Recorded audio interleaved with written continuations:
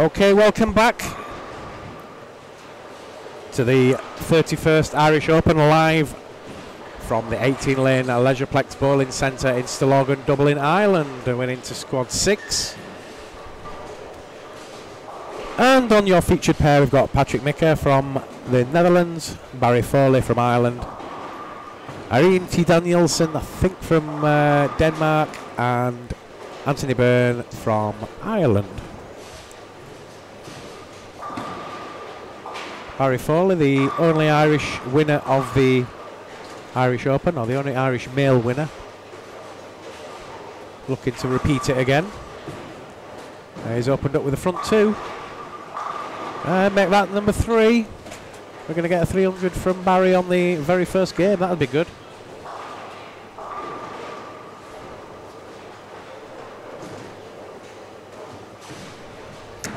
Other people on the lanes. There's quite a few of them, actually. I've not got a list in front of me of all of them at the moment. I'll try and get one. But we've got a mix of Danes, Iceland, Norway, England. A mix of everybody, really.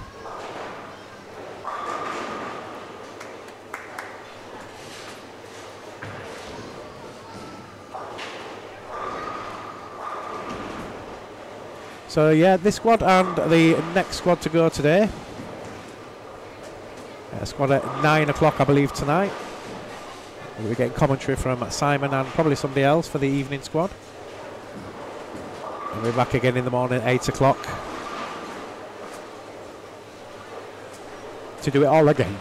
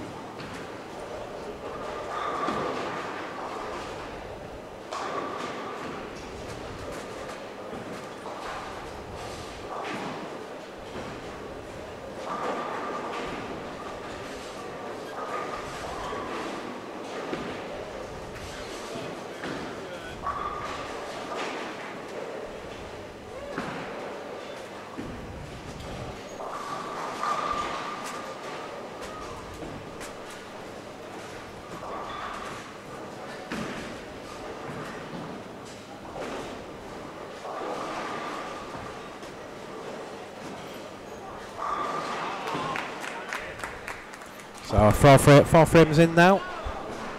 Barry Foley front 3 and a 9 spare.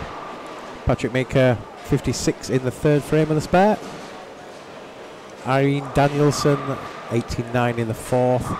And Anthony Byrne 37 in the 3rd with a strike working in the 4th. 6-game qualifying in this block. Chris Sloan has opened up with the front 4 on the pair to the left of us, 7 and 8.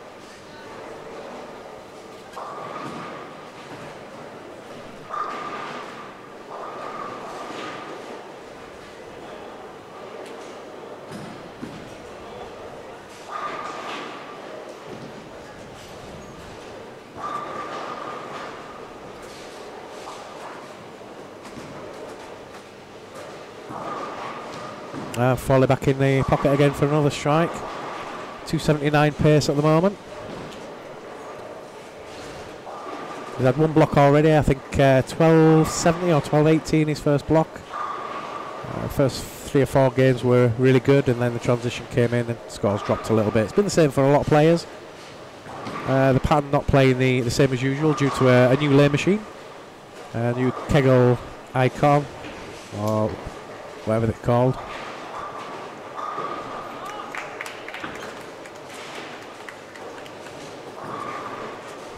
And welcome to Craigie Farr, Sam Rose, Daz McLaughlin, hey Dazzy Mac, Pete Rogers, who we saw last year, was one of the squad winners.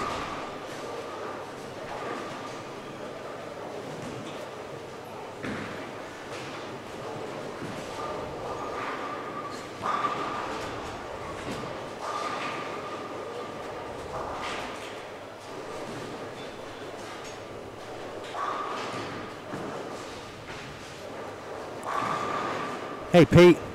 Pete saying hi Dom. Michael McCall just joined us. Hey Michael. How's things up in Bonnie, Scotland? Oh, go on, give it a tap. Yeah, almost a turkey for Anthony Byrne there.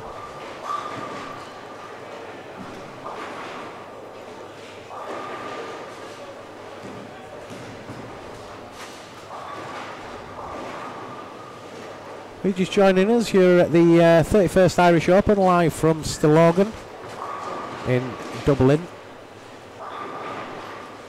What a squad 5 now, squad 6, sorry.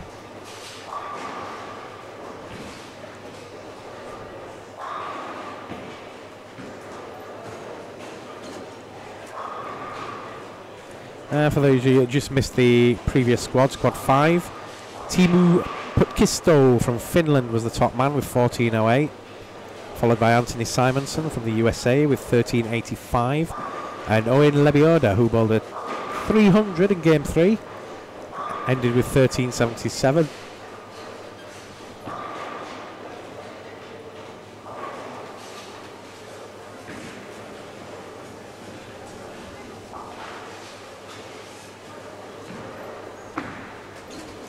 So that still leaves Alan Bride leading the tournament at the moment with 14.62 in the very first squad. Bernice Lim from Singapore in second with 14.18. And in third, Teemu Putkisto with 14.08. Laurie Sibler bowled a 2.99 earlier for 14.06. James Wigmore also bowled a 2.99 in the 13.91. And then we've got Simonson in 6th place with 13.85. Lebioda after that 300 in 7th place. 8th to Thomas Kaiko from Finland, and Chris Sloan from Ireland in 9th, and Graham Turner from Ireland in 10th at the moment. Get yourself off to tenpinbowling.ie for the latest results.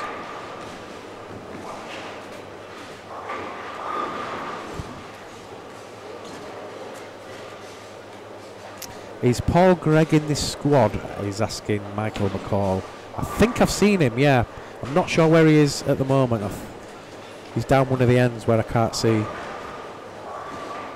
But I'm sure he'll be coming on to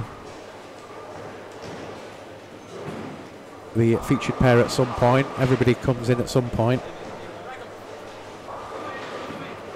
Keep watching. Ooh, big strike there for Barry.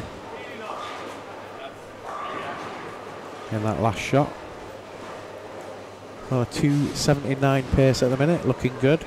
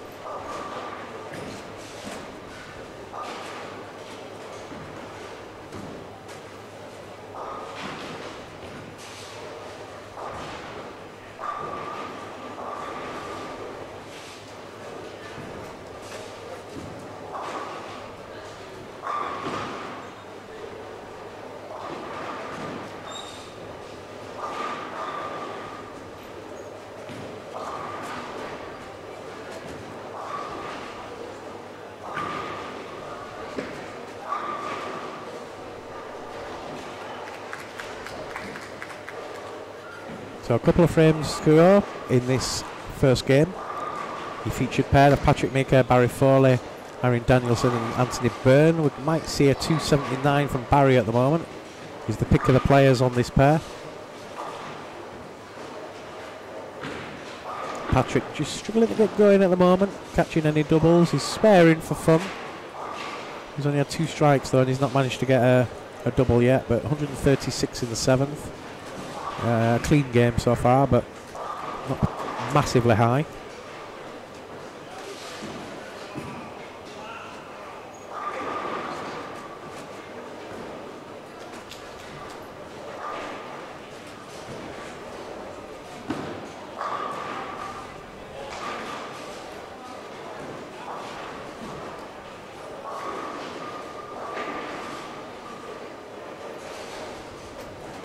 So Foley looking for 4 in a row now.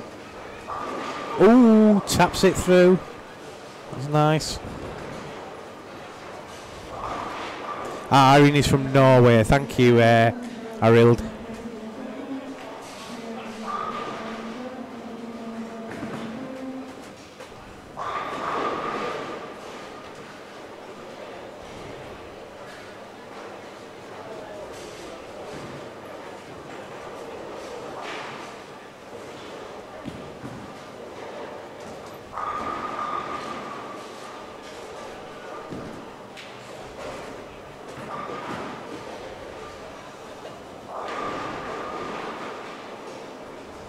Welcome to Paul Trainer, Dan Balsam and Amanda Larkin.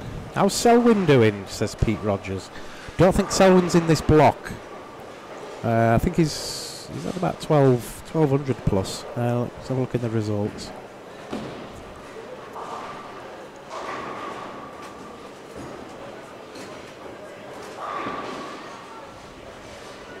Yeah, Selwyn Morgan currently 27th.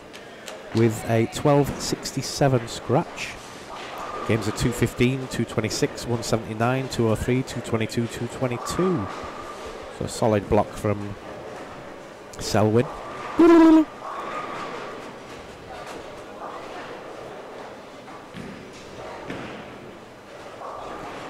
Foley now looking for 5 in a row. So he chases down this 279 first game. Just a little bit high that time though, and he's left a split. Slide it across.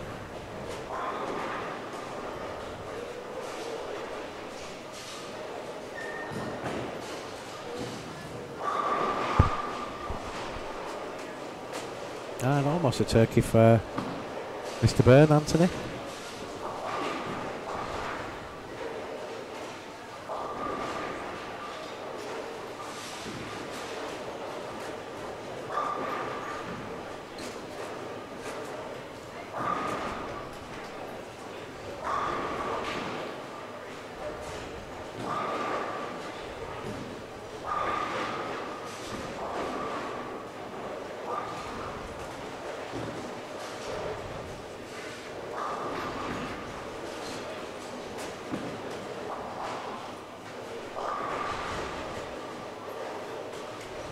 So an open frame there, 8-1 for Barry, 215. He'll tap out for a 235, which is pretty useful at this point.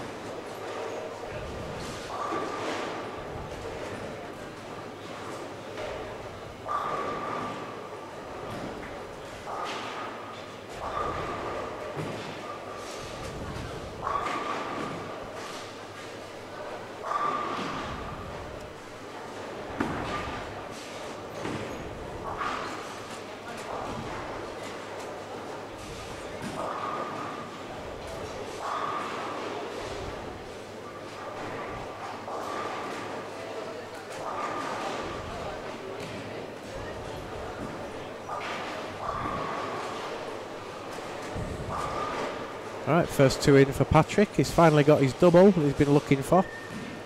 And he's going to finish with a 2 or 5 if he strikes.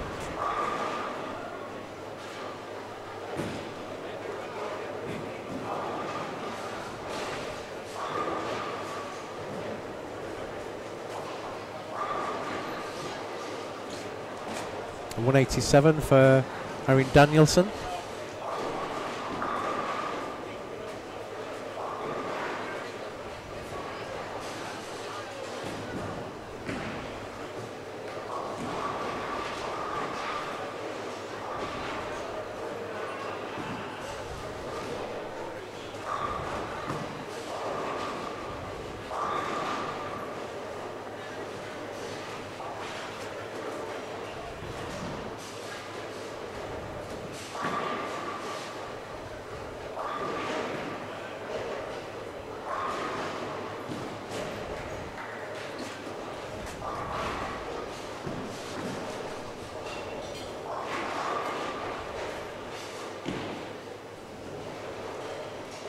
Foley up then.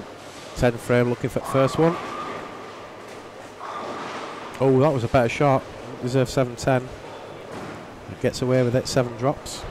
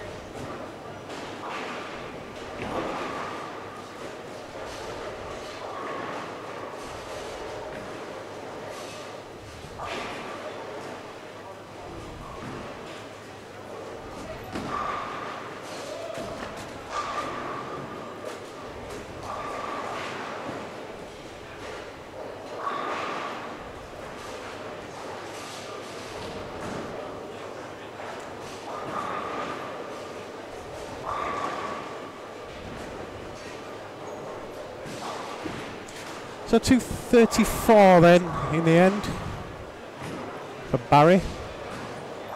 202 for Patrick. 187 for 197 for 187 sorry for Irene, and 169 for Anthony. We'll find out in a moment who is going to be on the featured pair, so we'll be back in about 5 minutes, just ready for the next game.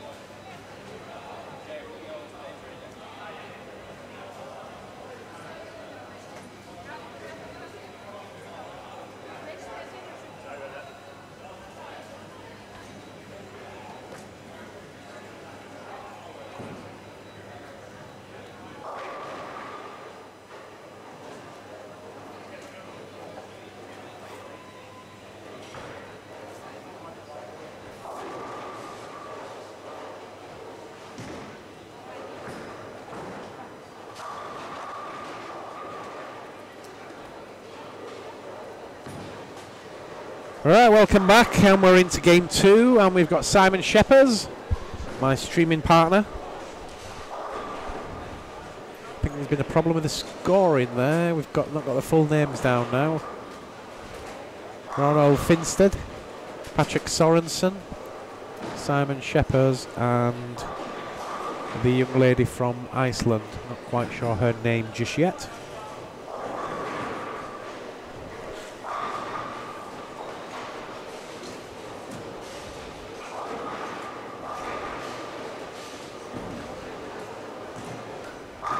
Yeah, good shot there from Mr. Sorensen.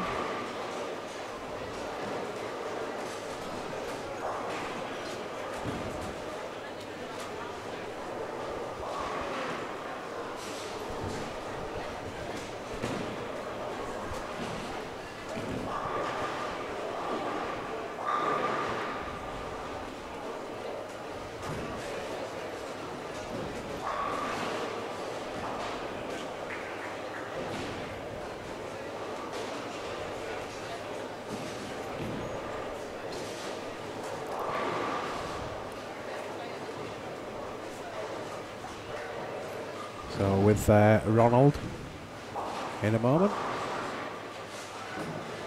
Bugborda is the lady. Just joined us, you're watching the 31st Irish Open live from Leisureplex, Stillorgan, Dublin, Ireland. My name's Dom Gall from TalkTemping.net. And we'll be with you all the way through to the finals on Sunday. Find out who the 2019 Irish Open champion is going to be.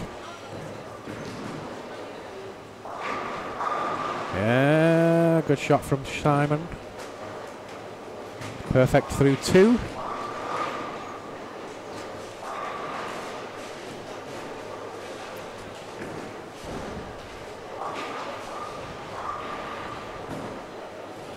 I need Simon to bowl about 1450, and then he'll be really happy. It'll make my work easier. Oh, nice spare.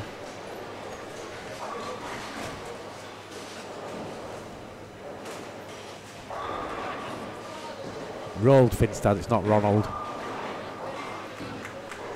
Finstad. Finstad.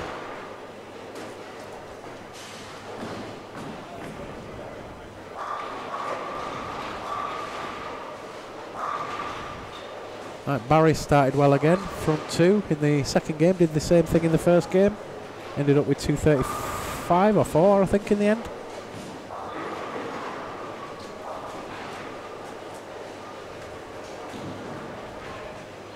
New lay machine in the centre, a new Kegel machine, so the pattern's playing a little bit different to usual. It's a new lay machine and a new oil, same pattern, but it's playing a little bit different. So the players are saying anyway. All looks a bit invisible to me.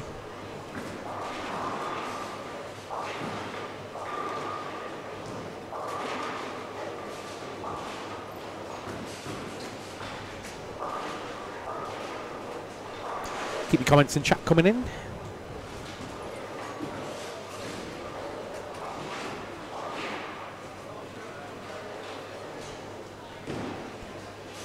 Welcome to Barry Brown, Alice Pato, Amanda Larkin, Del Delaney, Paul Upton, Tony O'Hare, Sam Reed, Marco Landman. Chatters, welcome back. And Santu from Finland, welcome. Tavanainen. You came last year, didn't you, Santu? You're not here this year?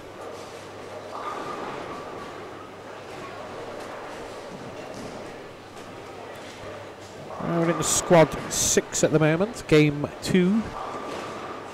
Another squad tonight at 9 o'clock, which will be brought to you by my streaming partner Simon Sheppers, and guests if there's any around. There seem to be too many bowlers around at the moment. Probably get Selwyn on with me in a moment. Yeah, turkey for Simon. Waving to the camera.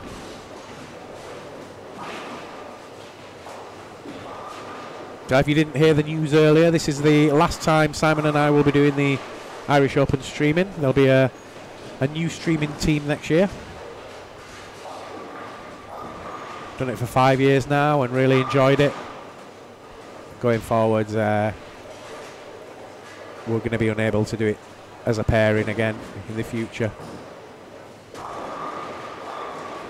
Family commitments for Simon.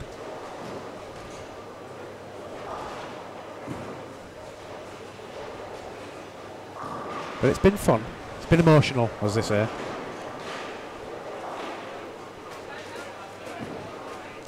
Had some good winners in that time, though. We've had an Anthony Simonson win, Tore Torgerson win, a Paul Moore win, and a Brian Voss win, and whoever we get this year. So 2 Americans, a Norwegian, and an Englishman have won while we've been streaming. Who will it be this year? I don't really know. Simonson's going to be there and thereabouts. Sloane Ranger should be there. Barry Foley will probably be there. We've still got the likes of Rob Thirlby and co to turn up yet, I believe. Tore Torgerson, we've mentioned already. Plenty of people that could win this event.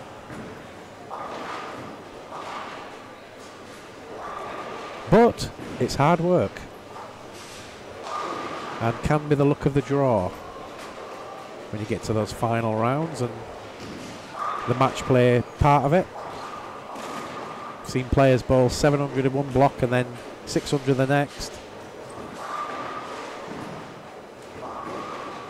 Very difficult when somebody throws 750 past you that you've got to try and catch them. Simon Shepherd's then front 3 on this featured pair.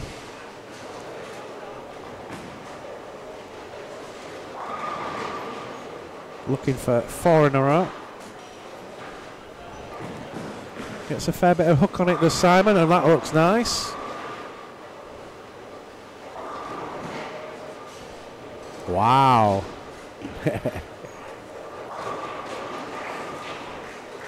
Trouble is when you start a block with 4 in a row, you start thinking you're going to win it.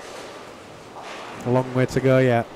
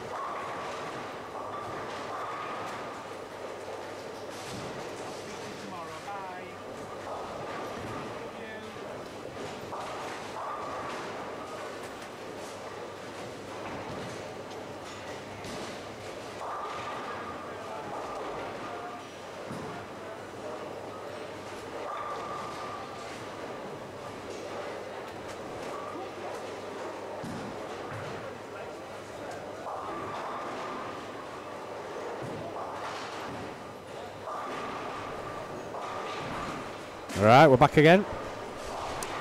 And Simon, after his front four, is going to spare and a single pin.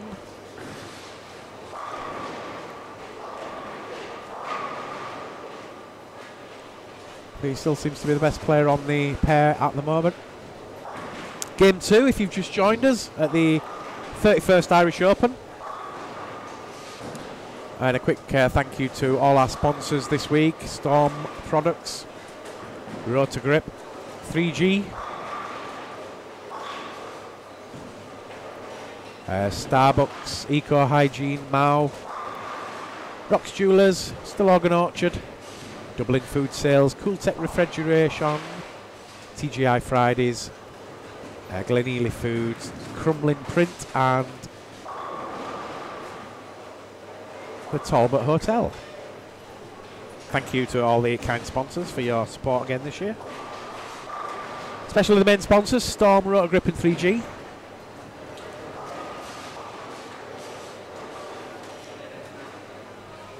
Blender Electricals, good evening Stillorgan. Guadalupe Vasquez, any Americans in the tourney? Yes, there is. There's Anthony Simonson. They don't get much bigger than Anthony Simon. Well, not tall, like, but they don't get much bigger in bowling stature than Mr. Simonson at the moment. A very good year, 3 PBA titles last year. And he's hot at the moment. He's hot.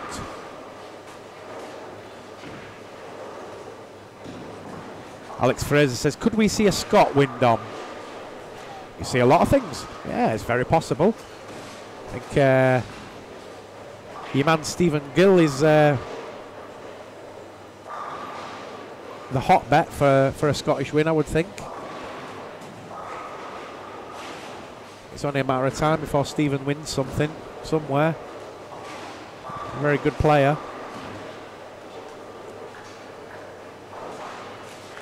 Welcome to Adam Purnell, to John Ray,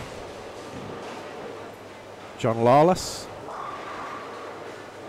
Han Chi Kwan from Switzerland. Hi. Selwyn logged in, and he's behind me somewhere.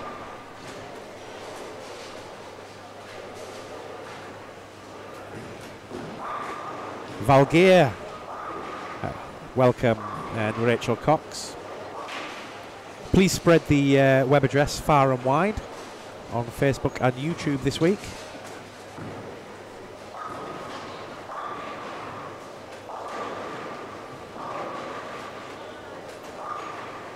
So into frame 7 of game 2.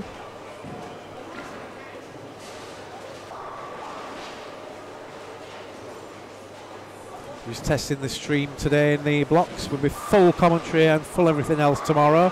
Good shot there from Simon. 145 in the 7th with a strike in the in the 6th with a strike in the 7th.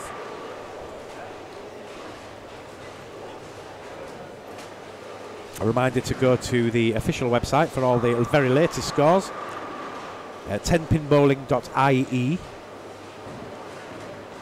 We've also got reports on talk10pin.net. And thanks to Herbert Bickel out there in Bowling Digital World in Germany for reporting on the tournament this week. Good shot there from Sorensen.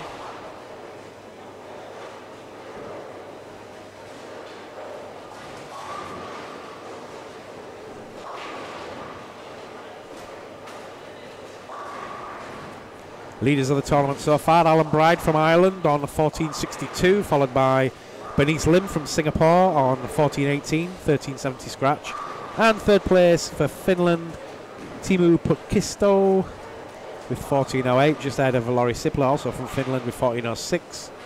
And then the highest Englishman at the minute is James Wigmore, 299, 268 in his last 2 games for 1391, 5th place overall at the moment.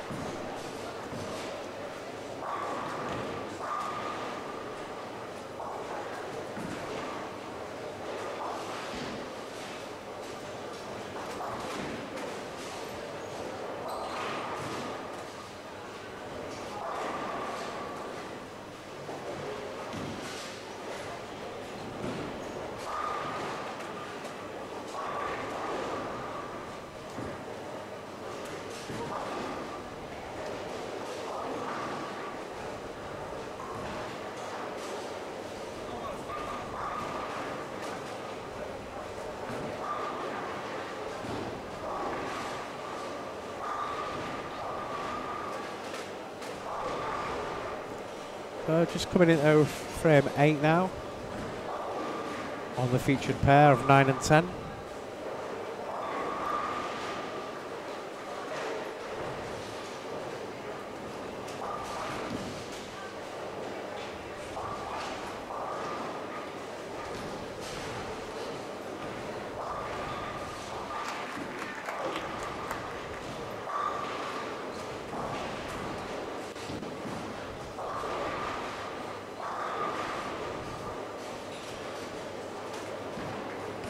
Alright, just seen your comment now, Dan. Any 300s yet?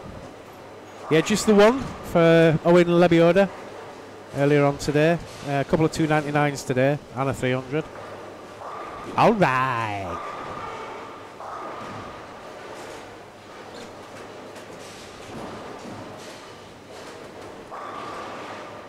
Welcome to Billy Gill, just joined us.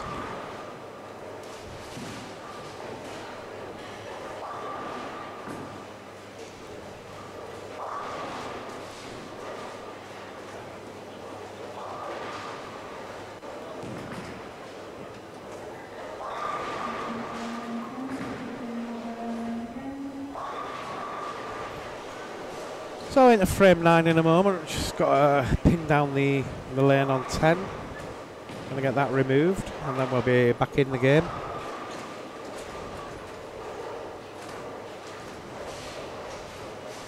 Welcome back to Paul Upton over there in the United Kingdom.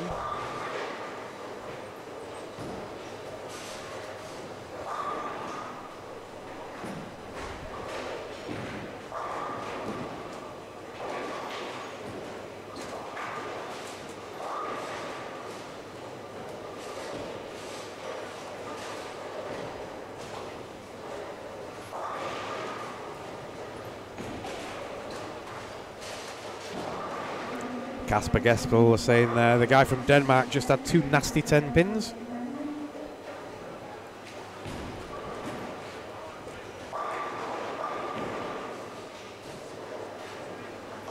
Ian McLaughlin joined us again. Welcome.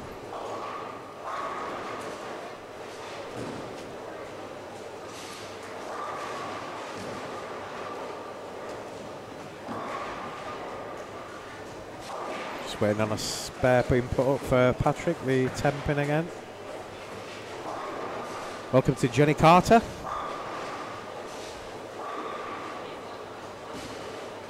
Last week named in the top 20 female bowlers of all time.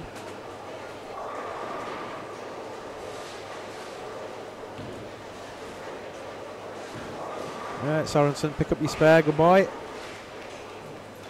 Welcome to Rob Harding.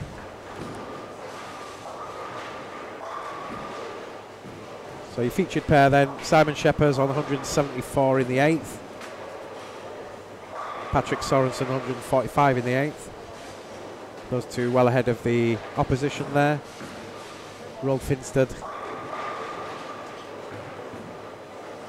and the Icelandic lady. See if I can get a list of everybody that's in the block.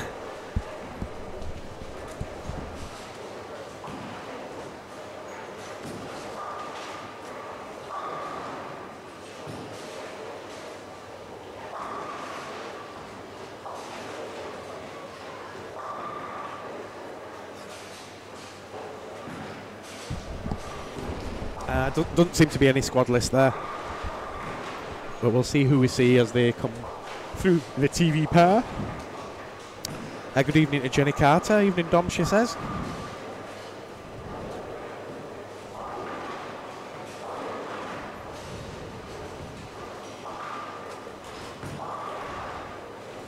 Mr. Cloak saying, nice to see Thomas Whelan watching some bowling before the biggest 3 games of his life tonight.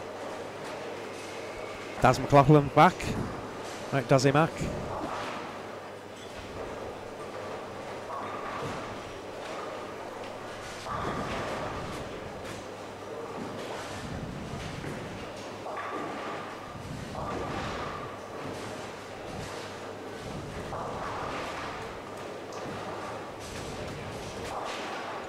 Marcella Kyo, how are you doing?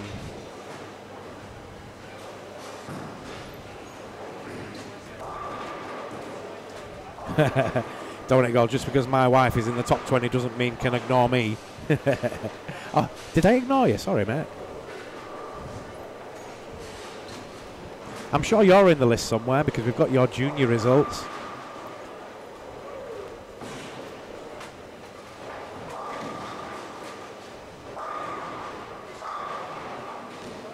Yeah, the UK Hall of Fame database will be released on Sunday. The competition at the moment on the UK Hall of Fame page to name the top 4 male and the top 4 female UK bowlers of all time. Can you do it in the right order? We've got a mystery prize. Just send your message to the UK 10 Pin Hall of Fame Facebook page or email gravedanger300@aol.com. All the information's on UK Hall of Fame Facebook, website, and also on Talk 10 Pin.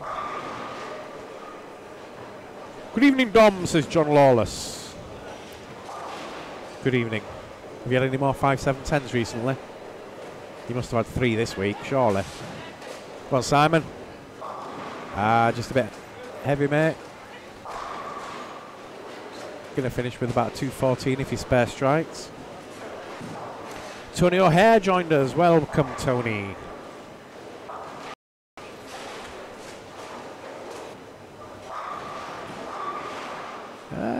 Quite heavy again, but leaves 2 in the corner for a 212.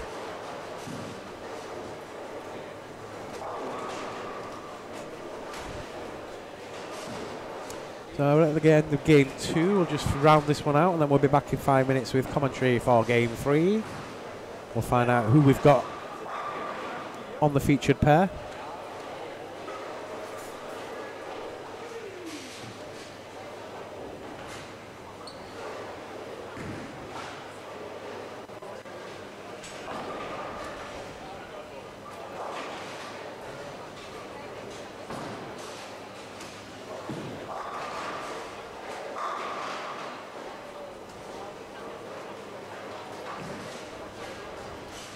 Mr. Sorensen making a late charge for some pins. Can also tap out for a 216.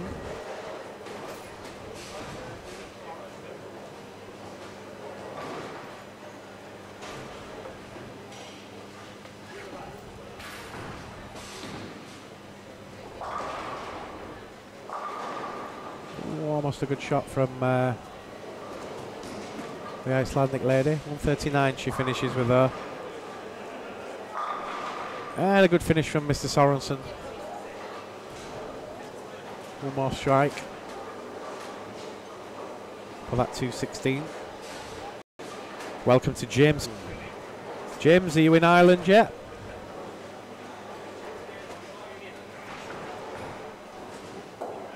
Is Matt Hall in this squad? I do not know. I've not seen a squad list and I've not seen his name come past me yet, but that does not mean he's not in.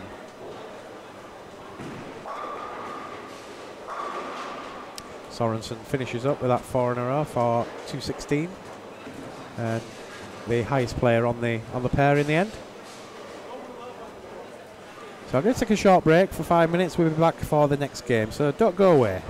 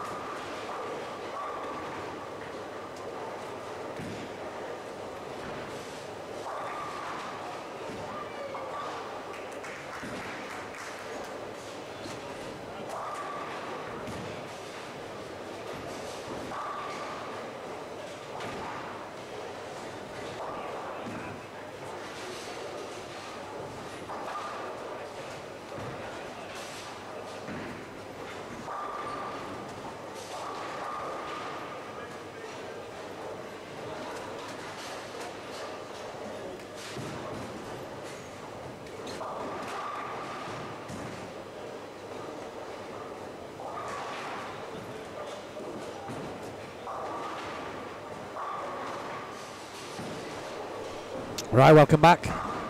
Matt Hall. Who was asking for Matt Hall? You'll see already is on the featured pair. He's just left a split.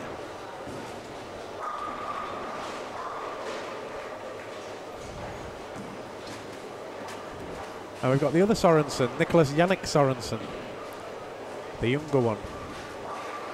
Femke Postma, John Gielbeck, and Matt Hall, your featured pair. James saying, we need some help with bowling balls. We're docking about 40 minutes. We'll be at the ball about 20:30.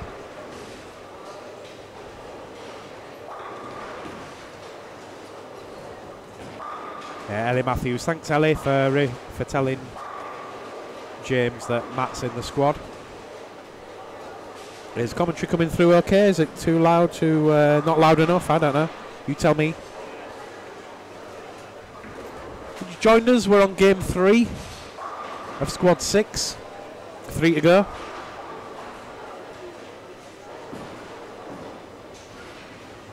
Please spread the web address for the stream as far and wide as you can on Facebook or YouTube. We've got 2 links running. First time we've done it on 2 platforms at the same time. Simon was saying you're not really supposed to be able to do it, but we're doing it. So if you're watching on YouTube, hello! If you're watching on Facebook, hello! My name's Dom Gall from TalkTenPin.net. It's not Sean Bean from the O2 adverts or from the programme Sharp. Daniel Mohammed joined. Hey Dan.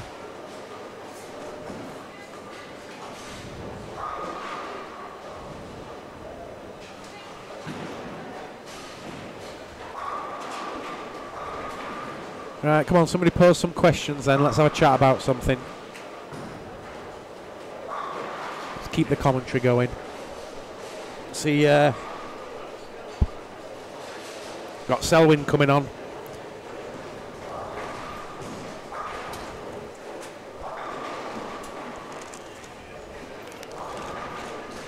Have a seat, sir. Let's find a headset for Selwyn. Over there. There you go, bro. Oh.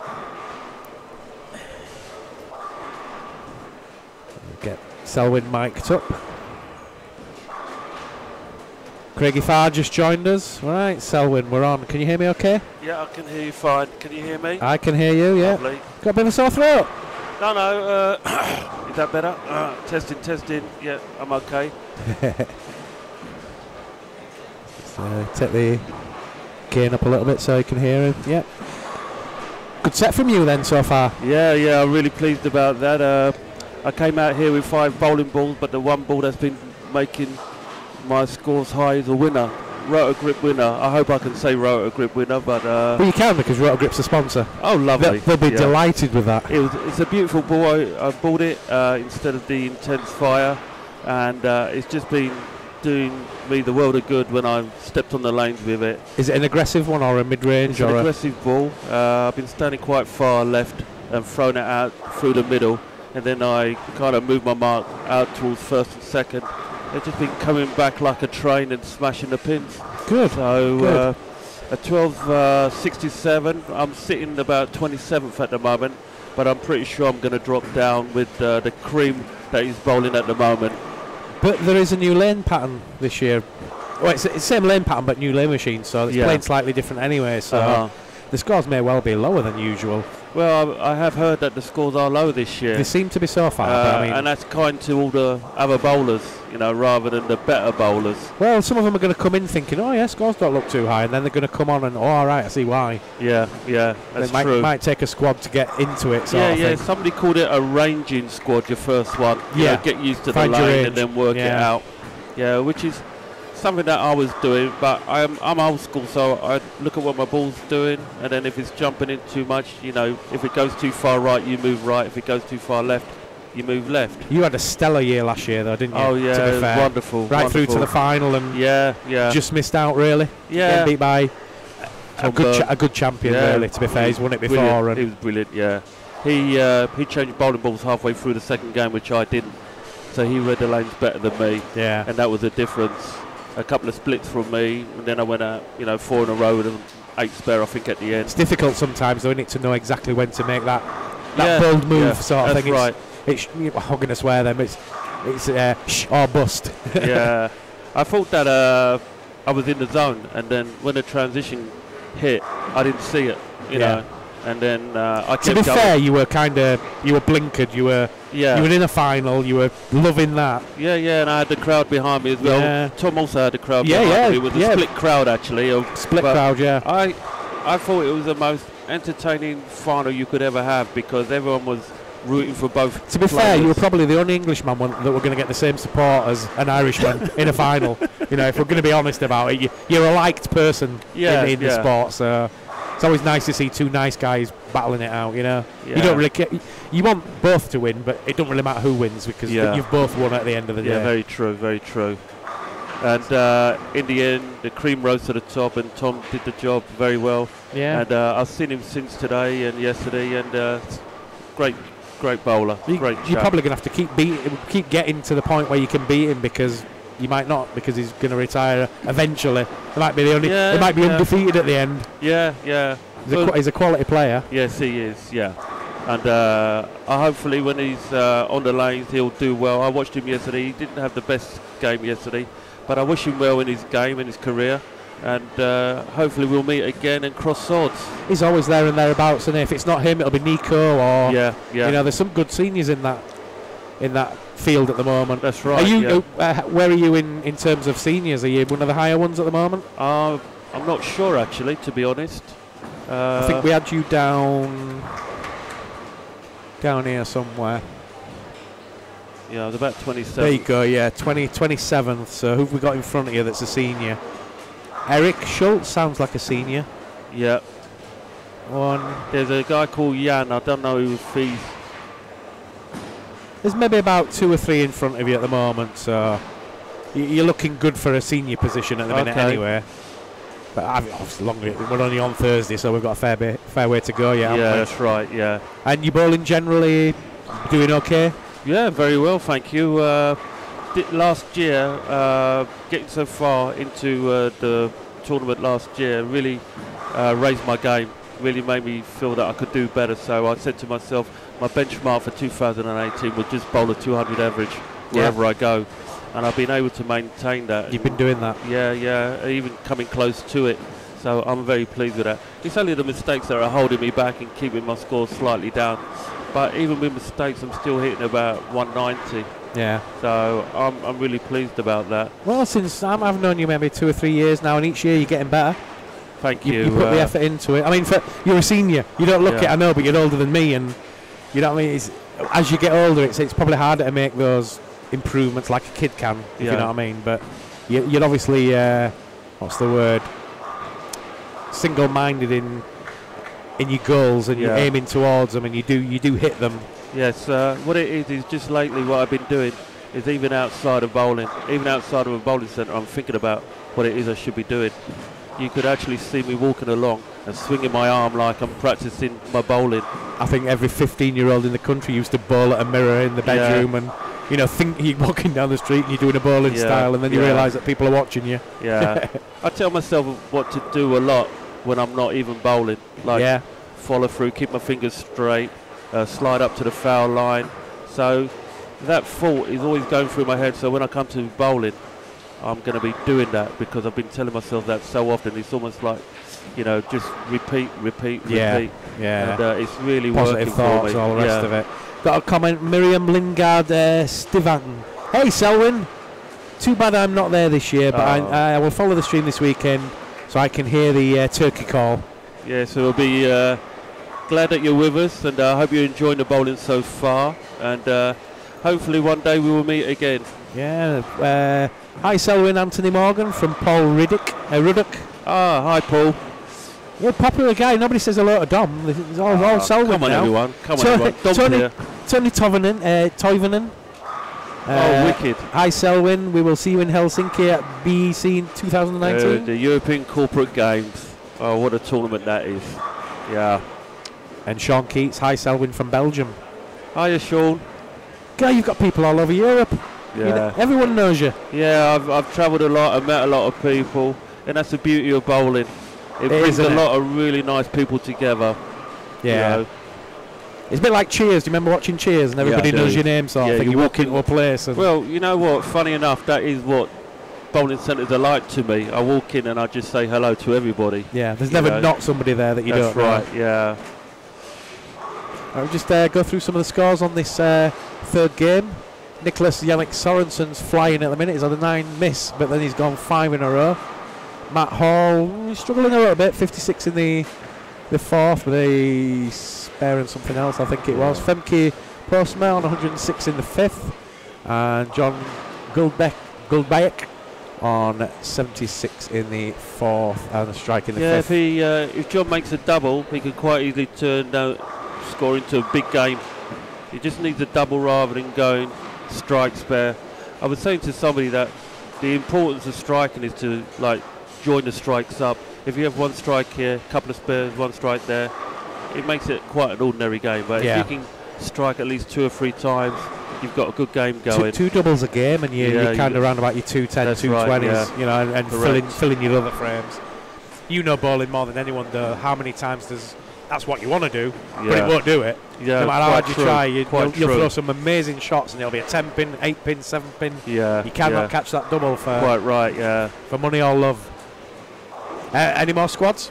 Yeah, I've got one more tomorrow at 4 o'clock in the afternoon, and I'm hoping I can push on from what I've done already and maybe cement my place in the finals for Sunday. I think anywhere around 1,300, you're going to be happy with that. Yeah, I'm very happy. But, you know, it's 1270 odd at the minute, so it's enough, isn't it? Yeah. I would have thought long term. Yeah, 1267. 1267. So tomorrow, who knows? But I'm fully aware of where I need to put the ball, what I need to do with it, and I'm feeling very confident. Will you follow roughly what you did on your better squad so far? Will you start with the same ball, or? Yeah, definitely. Because when you have such a good ball in your hand, you can't go wrong, and when you throw it properly, you can't go wrong. So it's down to me to mess up, and I'm not going to mess up because I'm that confident. I'm going to say it's a confidence my own thing. Ability, if you feel like you're going to do well with that ball, you probably are going to do well with that ball. Yeah. What else have you brought with you? I brought the Timeless. I brought a Rocket, which is quite an old ball. Popular one, though. I also brought an IQ2 Nano, which is a very old ball. That's the one I was using in the final last year. But I haven't even looked at it. Yeah. It stayed in the bag. Yeah, so you get that sometimes. It doesn't come out for 6 months, and then all of a sudden it comes out and shoots millions. Yeah, that's right. Right place, right time. That's correct. Yeah. What else we got? So you say hello, mate, but you never buy the beers, though, Selwyn. Oh. Sue says hello as well, my friend. Hi, Sue. And hi, Selwyn. Thanks for the sticker, says Com Clark. You're welcome, very welcome. I hope you get many more turkeys. Are you beginning out turkey stickers? Yeah, I've got them. Any lemon drizzle this year? Unfortunately not. I shall definitely bring lemon drizzle next year. Yeah, I'll put a note in my diary. What else you got lined up this year? This year I'm off to the Bronze and Hammer in Tilburg.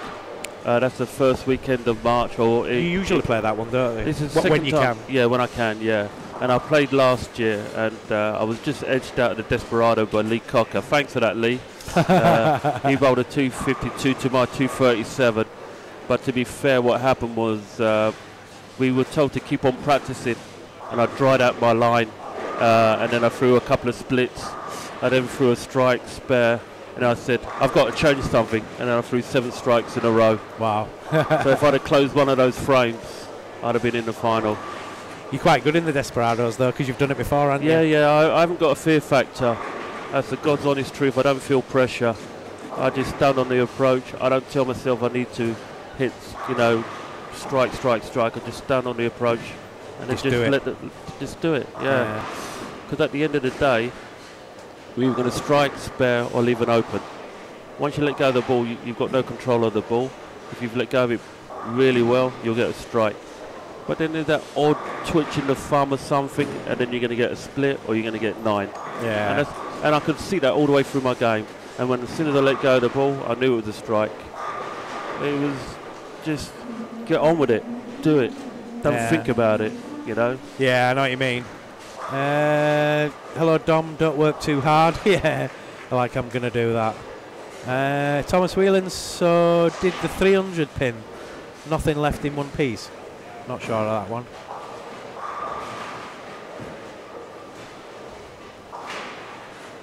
Yeah, no. Any after March, I'm off to Helsinki for the European Corporate Games, and we go to a different country every year. And this year will be Helsinki at Tali. Oh, that's going to be awesome. It's going to be fantastic. Yeah. I'm really looking forward to that. I've never been to Tali, but everybody that goes says it's the place. Yeah, well, the first time I bowled in Tali, I bowled 2 games. The last game, I needed a spare or a strike. But I had a spare, and I just needed anything in the last frame for a 200 game. And then a certain woman was quite annoyed because she couldn't get onto the lanes because the squad was running late. So I rushed a shot, hit my ankle, and the ball went in the gutter. Ah, good. In front of about 200 people. Yeah. And an MC with a microphone. Yeah. There's only one person that could probably pull that off and, you know, get away with it without being too embarrassed by it. Oh, pins flying from the back of the machine there. Yeah, that hurt. Yeah, that hurt not making the 200 and my ankle. I bet. Yeah. And after Tali in May, there is a particular tournament, the Sportsmanship Games. I have to have a look at that. One of my teammates passed away. Oh dear. And I'm thinking to myself, do I want to fill his shoes? And I'm hurting. Yeah. Because I go to the tournament every year. It's a lot of fun. People don't care if they win or lose. But, you know, I have to say, well, do you want to take his place? And it's like filling dead man's shoes, and I can't bring myself to do it. I'm sure he would want people to carry on, though. Yeah. Bowlers would want people to carry on. There's no malice there. It's good that you feel like that, but yeah, life goes on, doesn't it? It does, yeah. The world keeps spinning. Yeah.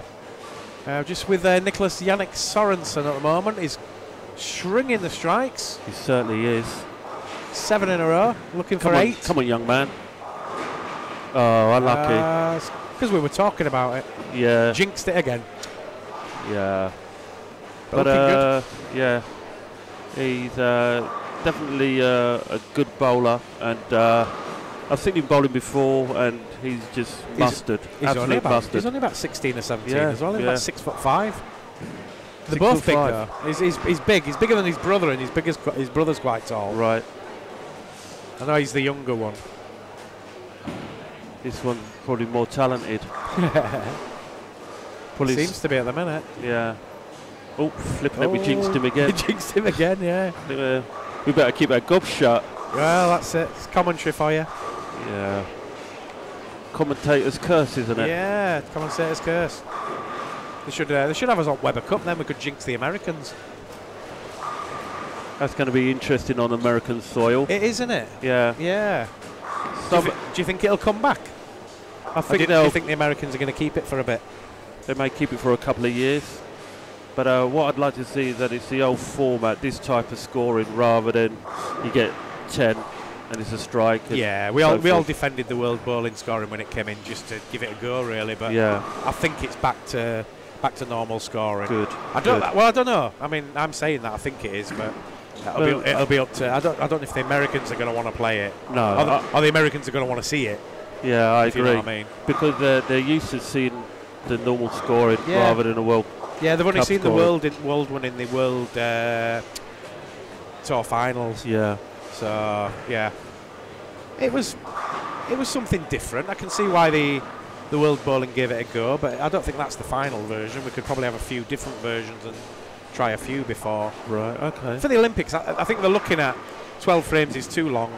We need something a little bit punchier, like badminton and that kind of thing. 7-6 or that, 10-9 instead of maybe 10-9's same as 12 really. But if you were like first to 7 and did it that way, 3-4, 5-1 type thing. First to 7. A bit quicker.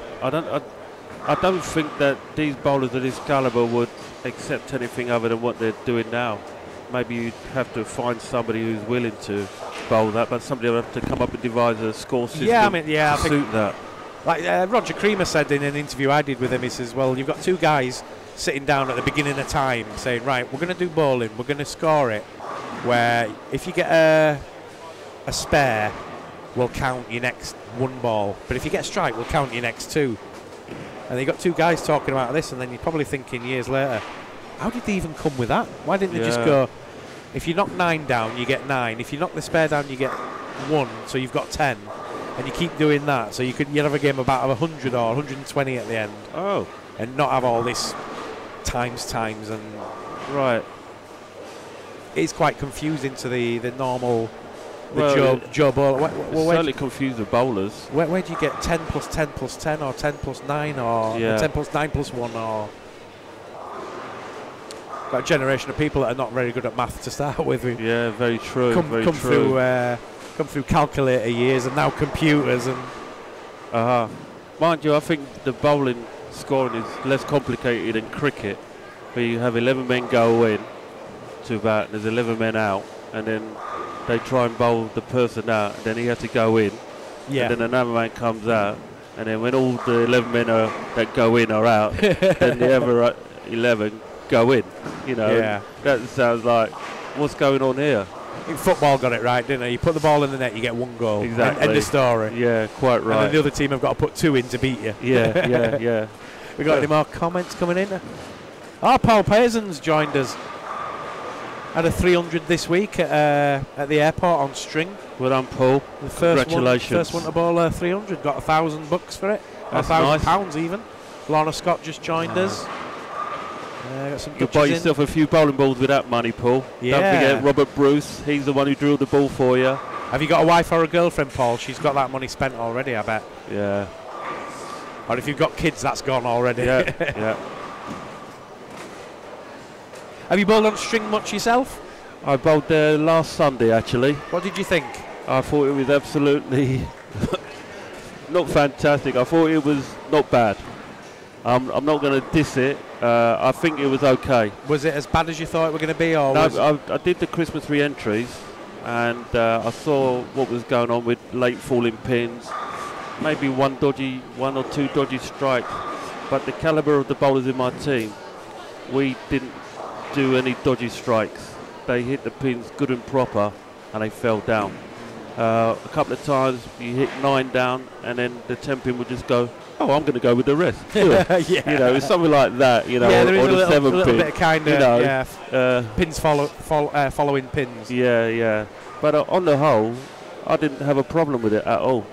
And the Easter re-entry doubles is going ahead, and the squads are filling up really fast. Yeah. There's a lot of people that have bowled, and they say, we ain't got a problem with this, which is good in a way. Yeah, it is. It's never going to please everybody. I mean, no, quite right. It's different enough for people to be angry about it or indifferent about it. But I think some of those that give it a chance and go on it come away pleasantly surprised. It's not. That's right. That's very true. It's like eating Marmite for the first time. You think you're going to hate it, and you like it. Well, I don't know about Marmite, but I know what you mean. Yeah. But I had an argument with one of the coaches that he said, "I'm not coaching string bowling." I'm like, well, but you're not coaching string bowling. Well, I said to this guy, but it's 60 foot, and a normal traditional lane's 60 foot. You coach that. That's true. You don't quite right. You don't coach what's happened at the bottom. You coach all the way down to that. Yeah, that's right. Well, you take it for example that you're practicing.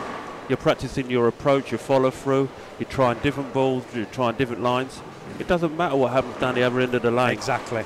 Your scores don't matter. So you shouldn't worry whether the pins on strings are just ordinary. I think pins. It's going to be interesting now to find a bowler that comes through string and actually becomes a good traditional player as well. They come from string and they get big scores and all the rest of it, so they try their hand at traditional and come through that way. Yeah. Whether they'll be, is that like the new lefty? Oh, we don't like string bowlers. Yeah. Oh, no. We're not having that. But when we have the South East Travel League, and some people say we should re-rate the handicap because we're bowling pins on strings because the scores are maybe lower or higher. He said, no, but everyone's playing on the same playing field. So if you get a dodgy strike, I might get a dodgy strike. So you shouldn't really worry about whether the. I think there's weight in the fact that if you bowl on string all the time, you can't really take that string average to traditional and vice versa. I think they should keep the averages separate, or like we're keeping the records separate, so I think the averages should be kept separate. That's what they were saying. That's what some people in my league were saying. I think it has to be something like that. Otherwise, you know, you might get somebody in string that's scoring loads. Yeah. And they're not that good on traditional, so they're already at a disadvantage. Or the other way around. The thing is, how do you compare these particular bowlers unless you take them out of that centre? Exactly. The Canadians at the moment are doing a research for a couple of years, and I think they've got certain players that they're watching playing on traditional and playing on string, and seeing what their averages are like. Yeah. If they're changing, if they're going up and down, and I think some people have told me that better players are actually losing a few pins, and worse players are actually gaining a few pins because of those crazy falls and stuff. Well, and good players are hitting the pins as they would hit anyway. Yeah, well, so that's what I was doing. That's what I was doing. I wasn't. I've noticed if you mix them, you get different mix. You don't get the same mix you would get. I think the most strikes could come from a light hit. Yeah. You know, with the weird ones come from a light strong hit. ball. Yeah. You know, so maybe there is a cool case for that. You know, give people a different average.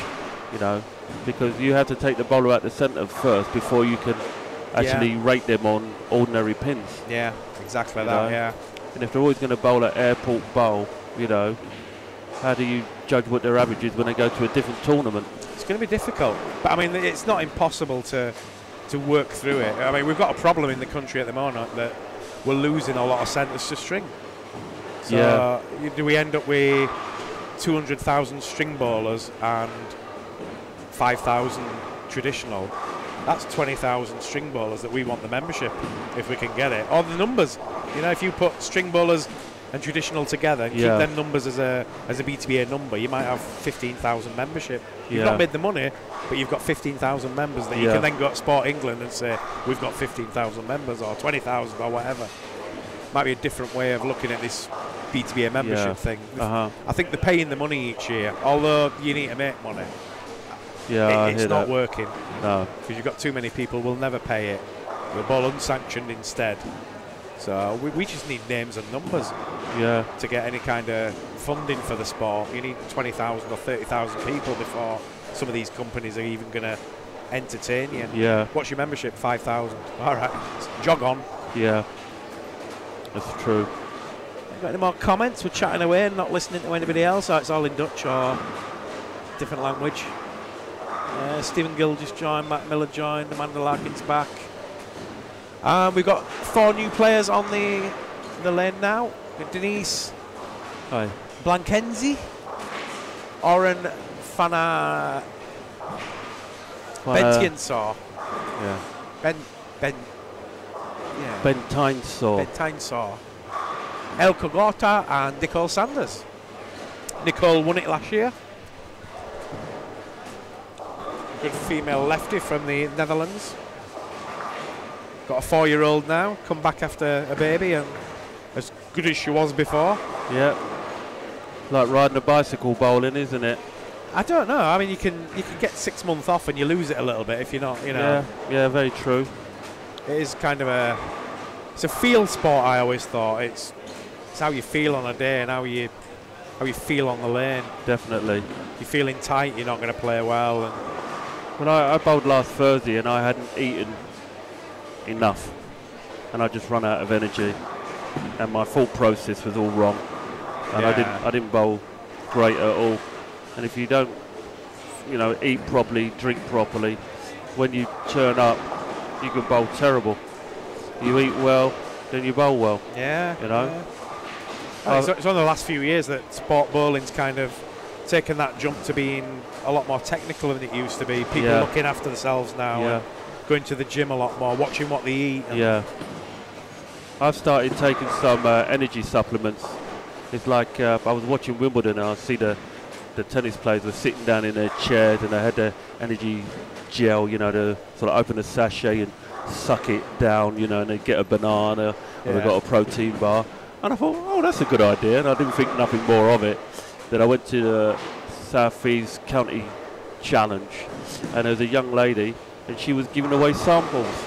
So I got some energy bars, I got some energy gels and hydration tablets, and I thought, this is what we need. All the guys that are bowling like 6 games, they need to sort of like keep their engine ticking over and take this stuff, you know. So I've got some on order. I've been taking it. I run out, didn't bother to restock for a while, but I've got some more coming, and I'm going to start doing that whenever I do tournaments. You know, just. Did you find they were working? Yeah, they work really well. Yeah. Because normally at the end of a long tournament, I'm knackered, you know, and when I'm driving, I'm going, you know, I'm nodding off. Yeah. But with the energy bars and you know, I was, yeah. But I made a silly. It sounds like legalised drugs to me. Yeah, it was. But I made a silly mistake because I thought the hydration tablets were to be just put in your mouth. So I put them in my mouth and I'm like, oh, my mouth is foaming, you know. I should have put them in 50 millilitres of water. Right. Foaming in the mouth. Quality. Somebody thought I had rabies, you know. Yeah. Come on, Starfish, says Paul Meeker. Selwyn Anthony Morgan, the man. How's the bowling going, says Ben Harvey. Yeah, it's going all right, Ben, thank you. 207 average yesterday, 211 average today, and hopefully a 220 tomorrow. I'm not going to hold myself to that. I'm just going to try and do it without thinking about it. I've just noticed Elko's joined in, and then he spoke on the chat, and he's bowling in front of us. He's probably watching his own shots now. You can sit down in a minute and have a look at that shot. Are you watching yourself on your phone, Elko? Are you watching the stream, Elko? You're watching yourself bowl? Yeah. You can sit down and watch it. It'll be there when you get back. Yeah, Elko, we got a 5-second delay. You can watch yourself.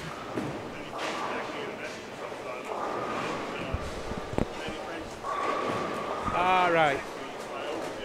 Yeah.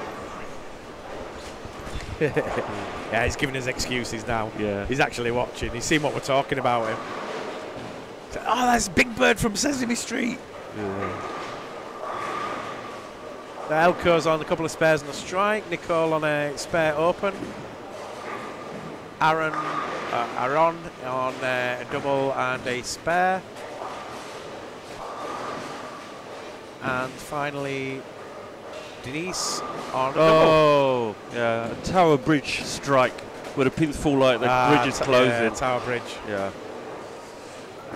I saw some weird strikes yesterday from Eric Schultz, I think he was.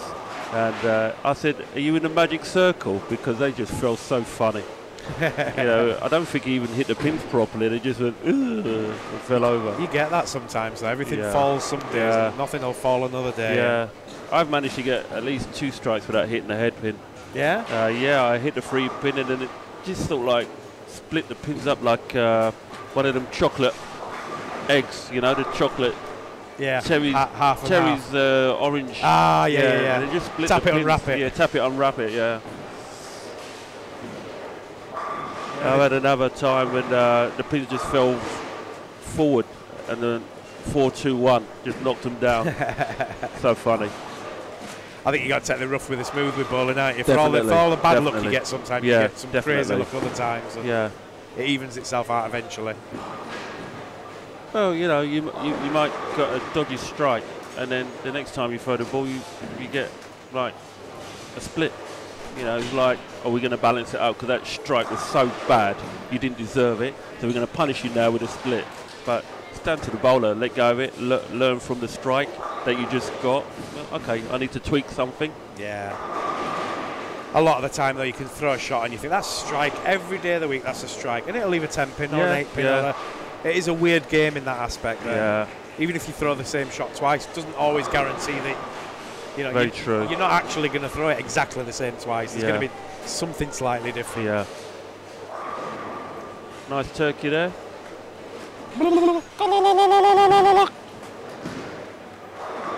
Oh, go on, Elko. Hit it. Yeah. The messenger didn't want to deliver. Didn't want it, did it? No. So you sticking around for the next squad as well to watch? Or I will be, yeah. I have friends in most of the squads, so I like to come along, show my support, cheer them on. That's good. Even though they're my opponents, and they may take my place in the finals. I've done my bit. There's nothing more I can do, so it's up to them to take my place. So I'm quite happy to watch them. If you don't open yourself up to bowling, then you're missing a lot. Yeah. You know, you've got to give and take a little bit, and it's very true. That's how you get appreciated, by just being yourself. And well, the way I look at it, if you're good enough to beat me, then you've got my respect. Well done to you. You know. Yeah, but if I beat you, then you say you can't dislike somebody for being good. You can dislike them for being a dick or an idiot, but you can't dislike them just because they're good. That's true. I mean, Belmo gets a lot of grief just for being a two-hander, but a good two-hander.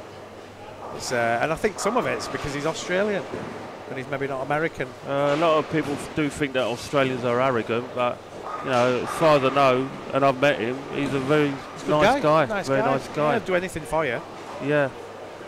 But that's what you get when you become the best. It's people want to shoot you down. Yeah, they either love you or they hate you. There's no in between sometimes. That's right. There's not many big stars that are not hated by somebody. You know. Very true. I met Belmo at the Brunswick Euro Challenge about 4 or 5 years ago, and he particularly liked my shirt because I had a multicoloured turkey on the back with a sniper's sight. On it. I like your shirt, mate. Can I take a picture? I was like, oh, God. I was quite starstruck. Yeah. And on the way out of the centre, he said, I hear you do a turkey noise, mate. Oh my God, I just done a turkey noise for Belmo. So, yeah, it's quite funny. I was like, oh, why didn't I get his autograph or a photo with him? Oh. It's weird, isn't it, getting autographs off bowlers? We had a lot of years where bowlers didn't give out autographs. We weren't famous enough for that. That's very true. It's probably since the social media explosion and the way the Americans have taken the sport side over there, where we're following it a little bit more. I mean, Dom's a big star in his own right. You know, it didn't matter where he's from, whichever country he's from, he was going to be a good bowler. Yeah, that's right. Same with Stu and same with Richards. Apart from Richards kind of really worked at his game to get where he is now. Yes, I agree. He was always a good player.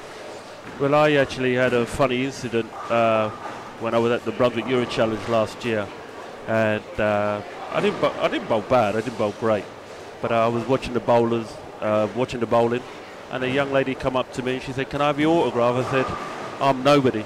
And she goes, "Yeah, but you entertained us." I went, "Wow, that's cool, that's a really nice thing to say." Yeah, that's proper cool. Yeah. That's my friend Francesca from Germany. She's watching now. She's cool. a national junior bowler, and quite a good one as well. All the best to you in your career if you're listening. Yeah, that's really nice. I don't think I've ever signed an autograph for anybody. Hi Dom, how are you doing? I'm doing all right. Paul, thank you. We had that one. Where's the IQ, says Dan French. Oh, replying to Elko. Good luck, mate. I'll be cheering you on. Roland Tilburg, it says, Ben Harvey. Yes, thank you. So we're halfway through this fourth game, I believe. Fourth game, isn't it? Third game. I think it's about the fourth one now. It must be the fourth one, yeah. I'm sure it is. We had Barry, then fourth game. It's been a long day already, Selwyn. Yeah. I was up at 6:30 this morning myself. I was up at 3. Oh, blimey. You're usually up at that kind of time. You're a postman, aren't you? Yeah, I work nights all the time, so it makes it difficult sometimes. Like, for example, somebody said I should be playing for the England senior team, but to do that, you have to spend the weekend with them. I can't just go up to my boss and say, "Oh, do you mind if I take the weekend off to train with the England senior squad?" You go, "No, you have to work." You might do it. England seniors, it's, you know, if you play for England in any sport, it's a cool thing. Yeah. If you've got a boss that'll then let you do it. Yeah. But yeah, I know what you mean. But the post office, you don't want to build yourself up to it and then find out you can't do it. Well, I would have to take time off to do it, and that would mean going sick. Yeah. And it's all up and down the country.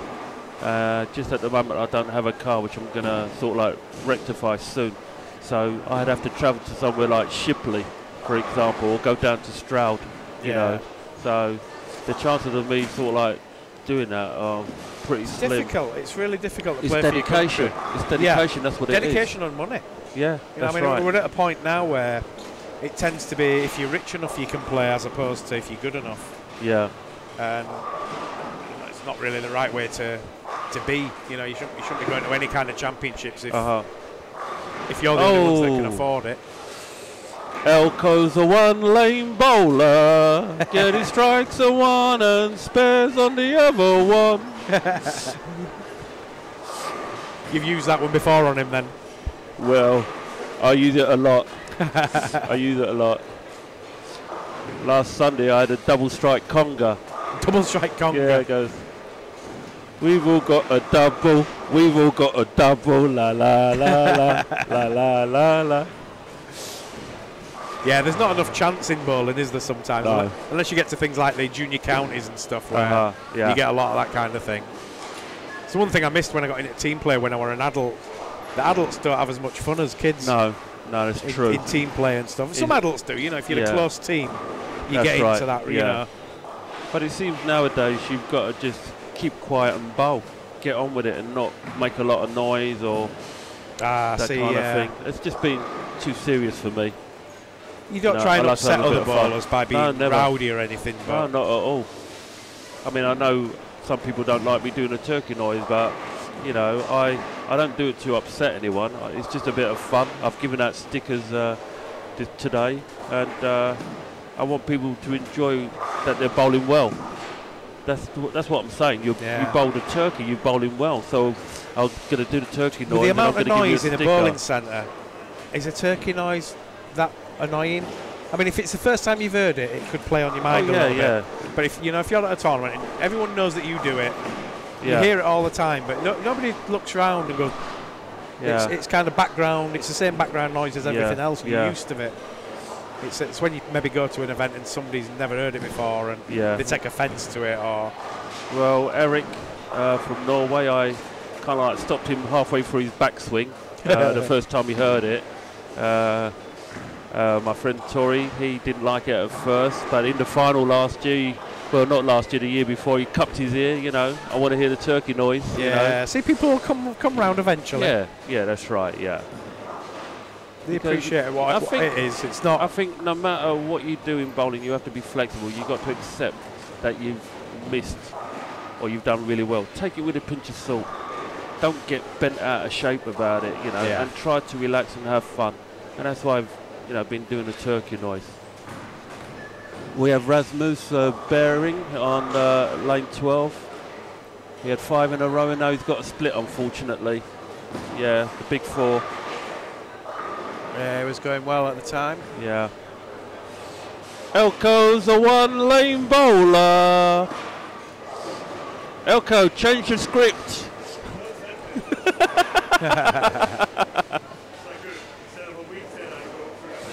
Yeah. Don't think about it, just do it. Yeah. Good guys, Elko. Yeah, there's a lot of nice people in bowling, isn't there, really, to be fair. There's not, I don't know any really that are not nice people. I agree with you. Yeah, you get the odd one that'll say something out untoward, but nobody's that malice that they go out of the way to annoy others. Yeah, it's true. And that's the way it should be, really. Yeah, exactly. Play with a bit of passion and you know. I agree. You can be as aggressive as you want on the lanes as long as you have a drink afterwards and you're friendly about it. I mean, when I went on the lanes, I wanted to beat everybody. It was simple as that. But then afterwards, we're going to have a laugh. Yeah, very true. I mean, can you imagine if you have a situation where somebody's in the finals and all of a sudden they get knocked out by 1 pin, and that guy goes, "You just knocked me out the final, you know," and they have a fisticuffs, you know. Yeah. What's that all about? It's a sport. If you wanted to be in the final, you should have played better, and you shouldn't, get upset because you have been beaten. It's part of the game. I think it's the little things that get in the way. Like we've got people playing with Rubik's cubes now and infinity cubes.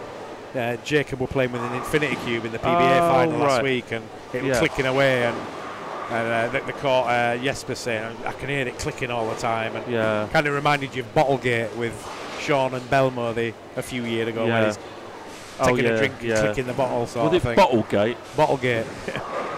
Bottlegate, and what's the new one then? It's Infinity Cube Gate. Yeah, nothing ever distracts me when I'm bowling. No? No, sometimes I'm bowling, I don't even hear the record until I'm off the lane. I have one friend who says I muck around too much, but when I'm mucking around, I'm in a different zone. And then when I go to bowl, I switch on and I'm ready to bowl. So kind of weird, because you'll get a final and it gets really quiet. Yeah. And then you can hear a pin drop, and then one little noise suddenly annoys you. Whereas at the moment we've got lots of background noise.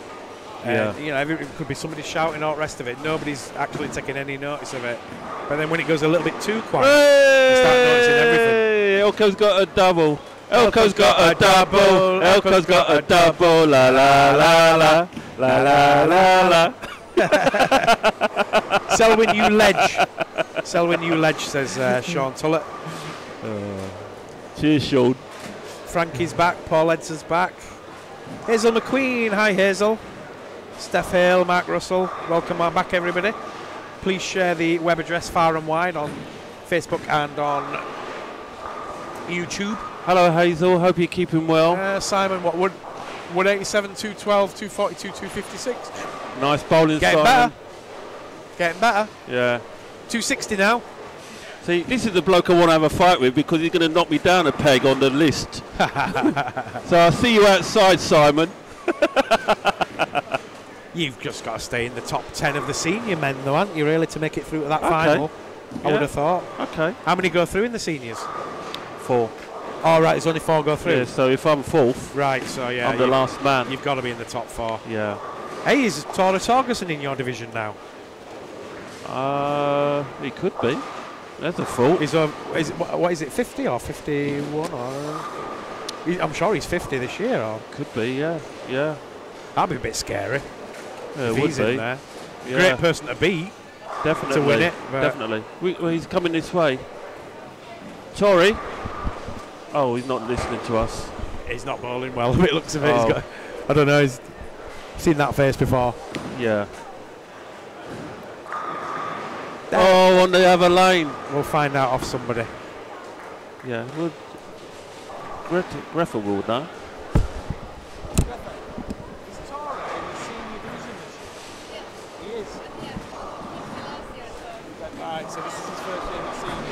Yeah, so Tora's in the seniors this year. So that's already a difficult one for the rest of the year. Yeah, let's put the cat amongst the pigeons.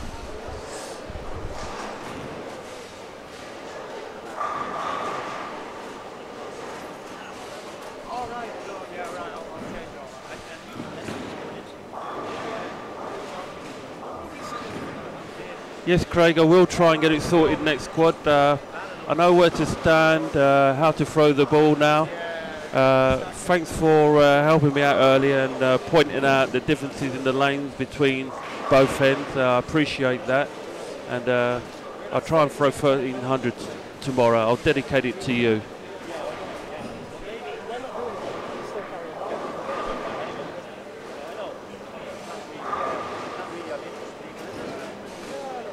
Hello 10 pin Leeds, and hello to you, Connor. Thanks for watching. I hope you enjoyed the bowling.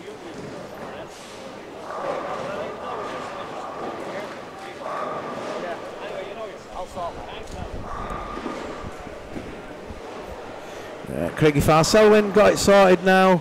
Big set next squad. Definitely gonna hello do my best. Hello from 10 pin Leeds, says Connor Lawson. Hey Connor, how's your dad?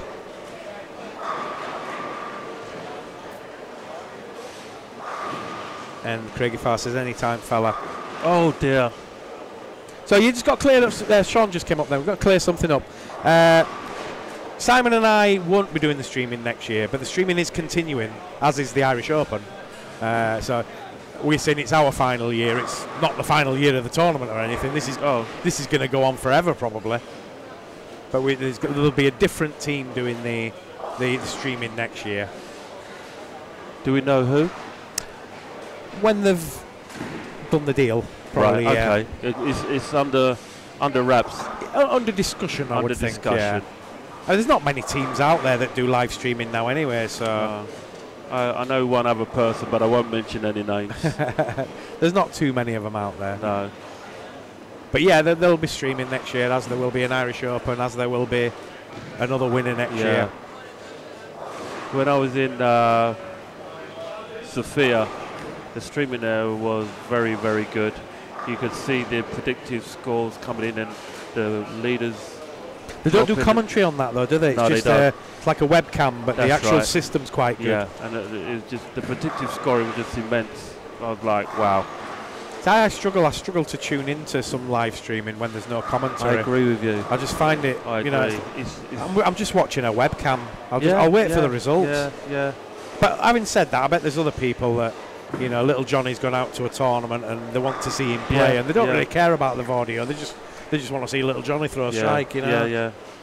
Now see that Elko swapped lanes now. He was not striking on this lane, and now he's striking on that lane. He didn't strike on the lane that he was striking on. Sometimes, It's so annoying when that happens as well. Yeah, true. 188 in the 9th with a strike in the 10th for Elko.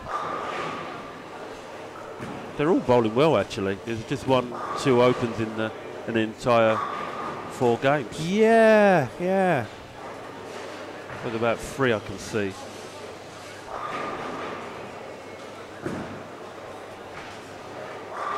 So coming up to game 5. 2 games to go. Nice double there from Elko. Elko's got a double. Elko's got a double. La la la la. La la la la. Will he get another to make a turkey? La la la la. La la la la. You gotta be joking. Well, don't count your chickens before they hatch. Or your chicks, yeah. Conor Lawson, Skin Lawson is good. Working for him now. How do you know my dad? I worked with him for years. Ask him who Dom is. Oh, what a last ball. He used to get me to do all the work. He'd get that Dom. Every time there was a call. Evening, chaps, says Paul Edser. Selwyn, is it tougher in the middle of the block or towards the end? I would say it's actually tougher in the middle, because that's where the transition is, and you have to watch for it. And keep on top of it. Like you said before, if you miss it late, if you're too late for it, yeah. Quite right, yeah. But that one particular ball, I've taken it to another centre, and I didn't have to pick up any other ball. Yeah. I played the first couple of games, and then there was a transition. I moved through the middle, just kept on striking. It was just absolutely fantastic. I was rewatching some of the interviews that we've done over the last few years. I was watching yours with a turkey on it and stuff. I was watching the Rob Thirlby one, and he bowled a particular block, and he bowled a 300 in it, or a big game. And I says, "Did you move throughout the block?" He says, "Truth be told, didn't move a board, all the way through, same shot." It's nice when you get that and you get no transition, or if you do, you bowl in that well that you don't really notice it. He's got great hand.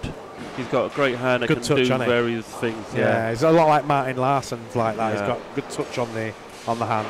Yeah, unlucky there for Nicole. She got a split, couldn't convert it. And Denise has got a double. La la la la la la. So 213 for Elko, Nicole with a 190. 190 for Aaron Fanabientintor. Oh. And Denise Blankenzi with a 213. Good finish there. 2 more games to go. 2 more games to go home.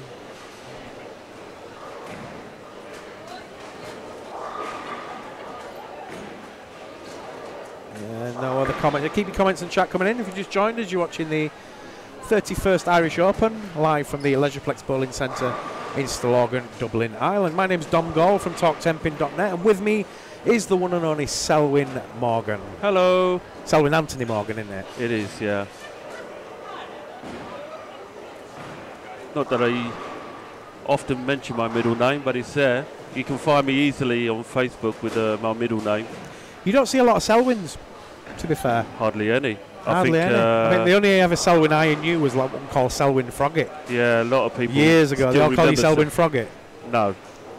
You're the right age, though. You're the right age to have seen that programme. Yeah, I remember seeing that. He always used to get his own back without even knowing about it at the end of the programme, which was the format of the comedy. They used to, his friends, Bill Maynard. or his so-called friends used to take advantage of him all the time. And he used to go along with it. And then right at the very end, when they thought they'd achieved something or other, he used to turn the tables without even knowing about it. Yeah. Bill Maynard, not Bill Maynard. Bill Maynard, yeah. It was Bill Maynard. Yeah, it was. Yeah. Yeah, I used to get them mixed up, John Pertwee and Bill Maynard, but two totally different people. Yeah, that's right. John Pertwee played Wurzel Gummidge and Doctor Who. And Doctor Who, yeah. Yeah, and Selwyn Froggitt or Bill Maynard, he was in all those Confessions of a Taxi Driver, or the Rudy films back in the 70s. Or that comedy ones. The Slap and Tickle. The Slap and Tickles, yeah. The stuff that would never get made these days. No, you're right. But did at the time. Yeah. Right, so game 5, Gustav Bjornsson, Einar Mar Bjornsson. They managed to pair what a name, Skull Ray. Skull Frey. Is that his name, Skull? Well, I think on his shirt he should have a couple of skulls. You would have thought so, yeah. Skull Frey Sigurdsson. Yeah. And Linda M. Magnusdottir. I think they've got all the Icelandic bowlers together. It does look like it, doesn't it? There's 3 and 4 of them. They're all Icelandic. Yeah. Yeah, only one bowling centre in Iceland as well. No, there's 2. There's a 2 now? Yeah, I was told by... I'm sure Bjornsson told us there was 1, but maybe... I was told by Gustav that there's another one with just 3 lanes. Right. And it's just... What? 3 lanes. Yeah, 3 lanes. You can't do much with 3 lanes, can you? Could do...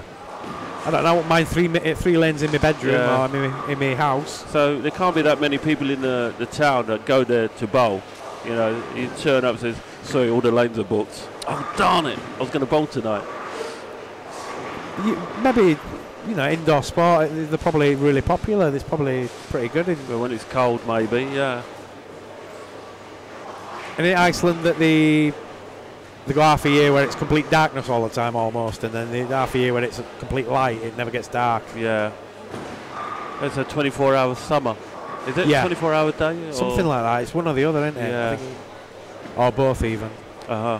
Maybe the Icelandic people can tell us. Beautiful place from what I've heard. Yes. You go see the volcanoes and all the rest of it. You know, it's making a time to go there. You know, you may prefer the sun rather than the cold. You know, and the geishas or the hot springs. Yeah, the hot springs. Yeah, and Conor Lawson. Yeah, Don, my dad said, "Hope you're well, mate." He's just explained you used to be a mechanic. Yeah, I used to be a technician at Leeds, mechanic. Just to our left here, we have Patrick Mecca and Barry Foley. They're both going quite well from the beginning. Barry's on for a turkey. I won't make the turkey noise. It could be in hot water. Yeah, after he's done it, maybe. After the 12th one. Maybe a silent turkey. Oh, he's playing a lot deeper now, and he's playing a lot more at the pocket by the looks of it. Not seen him play that kind of a shot before. Barry doesn't usually go that deep. That's the shot I was playing. Earlier today, and then I changed my mark to try and play a little bit further to the right, but I kept my feet where I was standing because I moved 5 balls to the right, and then I found that it was coming up too high, so I just moved my mark, but I moved back to where I was standing, which was ball 30. Worked a treat, absolute treat, yeah. It's like the right ingredients for a cake.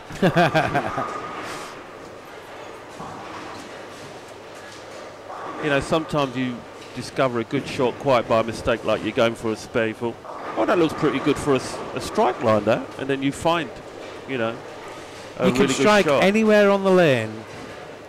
It's repeating it. Yes. You can, if you can find somewhere, but you might have got lucky with that one shot, but if you repeat that shot, it might be the place to play. Yeah. You often, like I said to you earlier, everybody goes deep all the time. Nobody seems to go the other way anymore. Yeah, that's right. And you know, you can still bowl it hard and fast down first arrow, and if it's going to pick up, it's going to pick up. Yeah, I think if you want to play that type of shot, you have to have a weak ball. I don't think you could use a really aggressive ball unless you're throwing it at 20 miles an hour. Yeah, or you're kind of taking a little bit off it. Yeah, yeah. I mean, back in the old days, we used to rev up anything. Even on dry lanes, you'd rev it up. Yeah. But you'd change your forward roll on it. Yeah, you'd put a bit of forward on it to get it down that lane a little bit. But you still wanted it to hook aggressively. Quite right, yeah. But nowadays, in bowling, you can get a ball to drill to go long. Yeah. You know. Yeah, it's a case of picking a ball up now. But in the old days, you had to do what you had to do with like 1 or 2 balls. Yeah. In fact, you had 1 aggressive ball and 1 spare ball. Yeah. Generally. And if you were rich, you maybe had 3 balls and a spare ball. But I don't remember many tournaments where I went and anybody had more than 2 ball bags. In them days, they didn't realise that you had to get a ball drilled differently to perform differently, in a tournament. Or some of them did. Some of them were wise to that. They were doing exotic drillings back in the 80s. Okay. Not everybody had a ball over a label. Some had side weights, some had whatever different weights on them. Yeah. You had stories of the old days where people used to drill up a ball and then plug it, but they'd put a bit of weight in it, a little bit of lead or something in it, and made it a bit heavier. Or I saw a ball like that in Spain with a lump of lead in the side. I'm like, what's going on here? Yeah. But the lanes were rough as anything. It looked like somebody had taken a tree, split it right down the middle, and just laid it out, and that was the lane. I think I've seen the same. Rough. Like concrete lanes and all sorts. And then you just see the ball bobbling all the way down. And I went to one when I was about 7 or 8 years old in Spain, and it was basically a piece of wood that had been made into a bowling ball. It may have been the same bowling alley. It possibly could have been. Like Torremolinos or something like that. The one I went to was in Jaén, which I think was in the north. Jaen. And we walked in, and then it was just amazing. I think it might have been Lloret de Mar or somewhere like that. Years and years ago. It's a concrete lane, and then these basically a wooden bowling ball. I think they put it on a lathe and just got it as round as possible, drilled 3 holes in it. You think they kind of like extended the building out into the car park, and then they just sort of like chiseled the lanes out of the car park. They've framed 3 now and a few strikes going in. Gustav's got a spare double. Skull's got a spare double. Welcome to Colin Gross, Lynn Walker. We'll have to come up Skull Crusher, Freya Sigurdsson. How about that? Skull Crusher.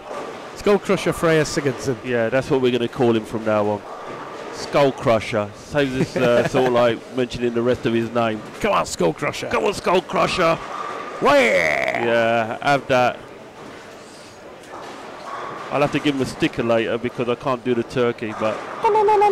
That might be a common name over there, but can you imagine in England, what are you going to call your kid? Skull. Skull. Skull? Yeah. Yeah, Skull. But then again, we do have people called Scully. Scully and Mulder. Yeah, but Scully's the surname, isn't it? Oh, yeah, of course it is, yeah. Beg your pardon. There's me talking rubbish again. There might be somewhere in the world where Skull is it is. Well, it's Iceland. Look at Kanye West and Kim Kardashian naming their kid North. Yeah. Quality, innit? How stupid is that? You gotta love celebrities for the names that they name their kids sometimes. And Bob Geldof and Paula Yates. Peaches and Pixie. Please. Heavenly Harani was another one, wasn't it? Yeah. They was really thinking of that kid's future. There was a story recently in the paper that made me laugh. Some woman's gone to the check-in at an airport, and it says on the passport for the baby or for the little girl, she's called ABCDE. Oh, I heard that. Yeah. So she's laughing as the girl, and then she's taking photographs of it, and the mother's really upset by call your kid ABCDE. What do you expect? You're asking for it, yeah. Oh, it was so disrespectful, and then she was like showing her friends and stuff. Like, well, really, ABCDE? Yeah.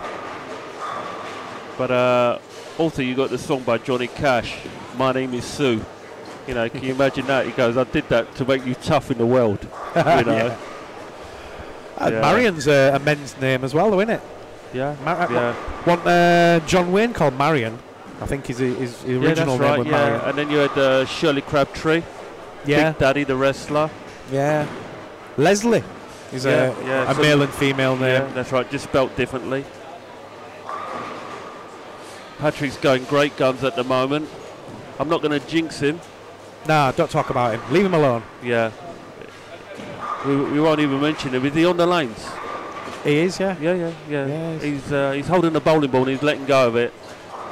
And he's doing good things with it. Colin Gross says, make sure you have a Guinness on me, or for me. I've never had Guinness. I had a taste of it and didn't like it. Don't worry, Colin, I'll have one for you. Or two. Yeah, Cheryl Cole called her kid Bear Pain. Why didn't she just call it Bear Pit? Well, she's called Pain, isn't she? Oh, he's called Pain. The guy from One Direction or One Dimension. Liam Payne? Liam Payne. So the kid's called... I don't know where I got that from. Bear Pain. But Bear for a kid, isn't it? I'm all for something different, but you've got Bear Grylls, haven't you? The survival expert. Is that his actual name? I don't know. I don't think so. Maybe. But, lots of people change their names. Cilla Black is actually Cilla White, Yeah. Well, yeah, you get the showbiz names because they sound showbiz, so you use them. Yeah. Johnny Power or something, Yeah.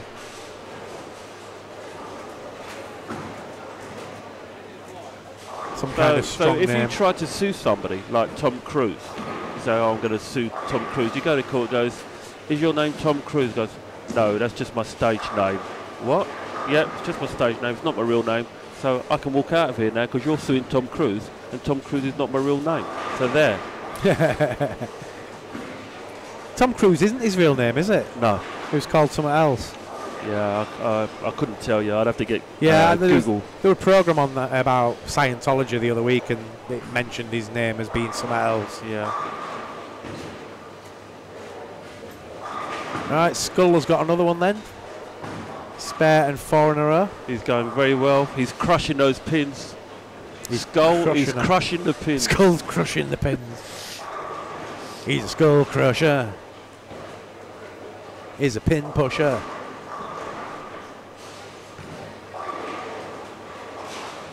Gustav. Yeah, he's got a really nice. He's got a very nice release. Very nice release. Yeah.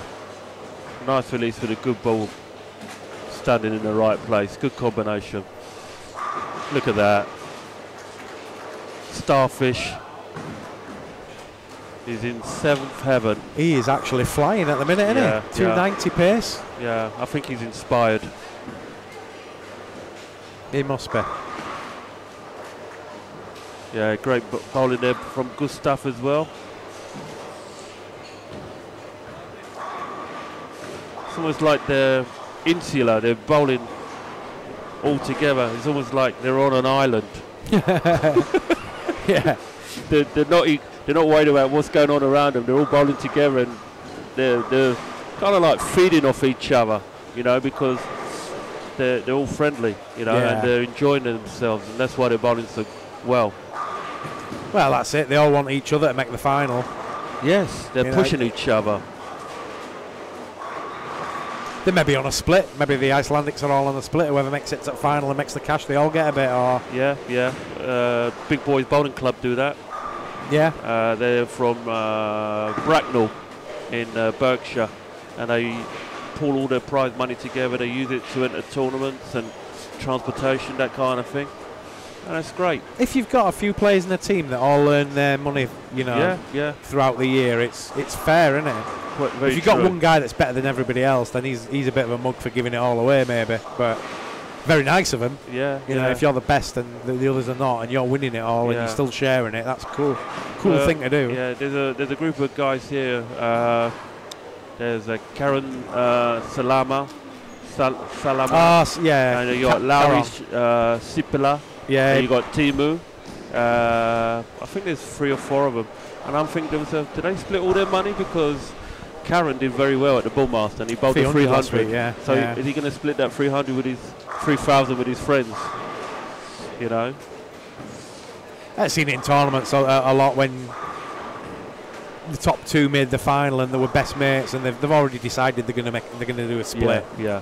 You know, the win is the win, but you know, we're going to share the cash whatever happens. Yeah. Oh, Skull has had a crushing defeat. Yeah. Well done, Barry. A couple of bad frames, but he's worked it out and got a strike. He can still make 206.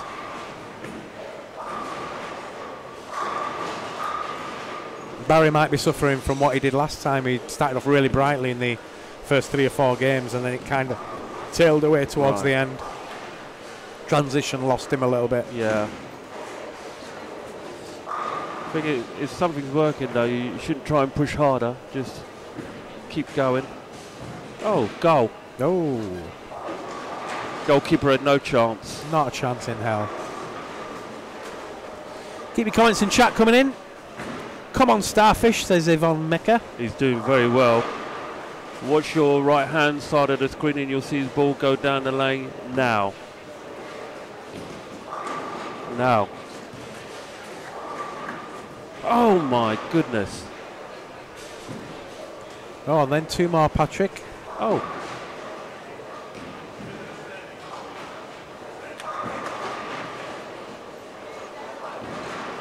I was looking at the wrong lane then.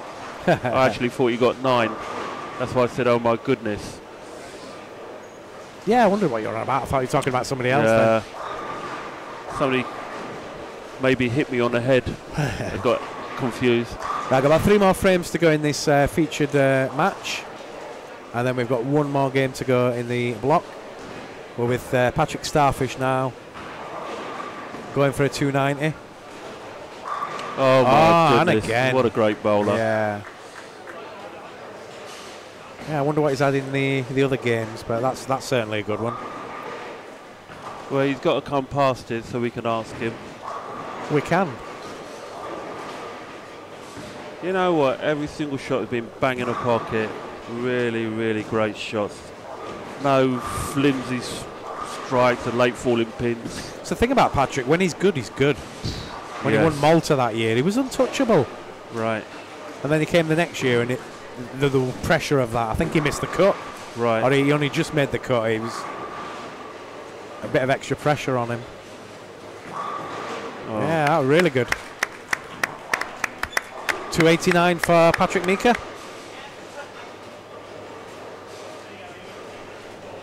Patrick. Oh, not while Barry's bowling. Catch him in a sec. Yeah. See if I can wave at him.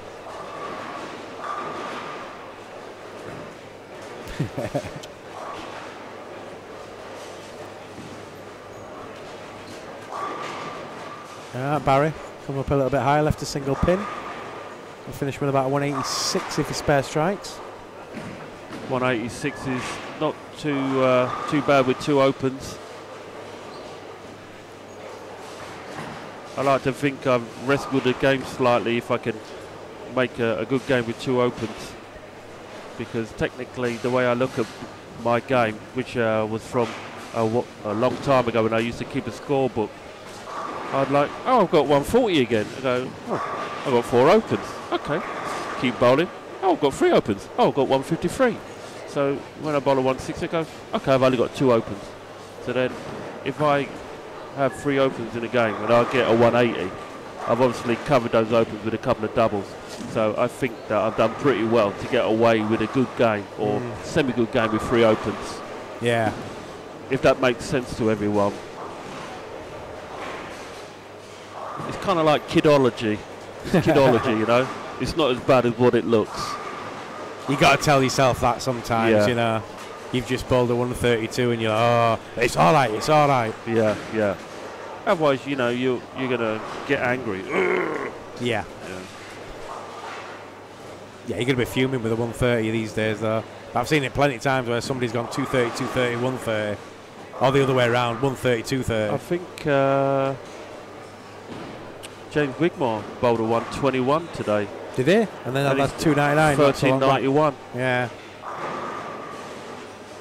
Can probably tell you. Yeah. Well done, Gustav.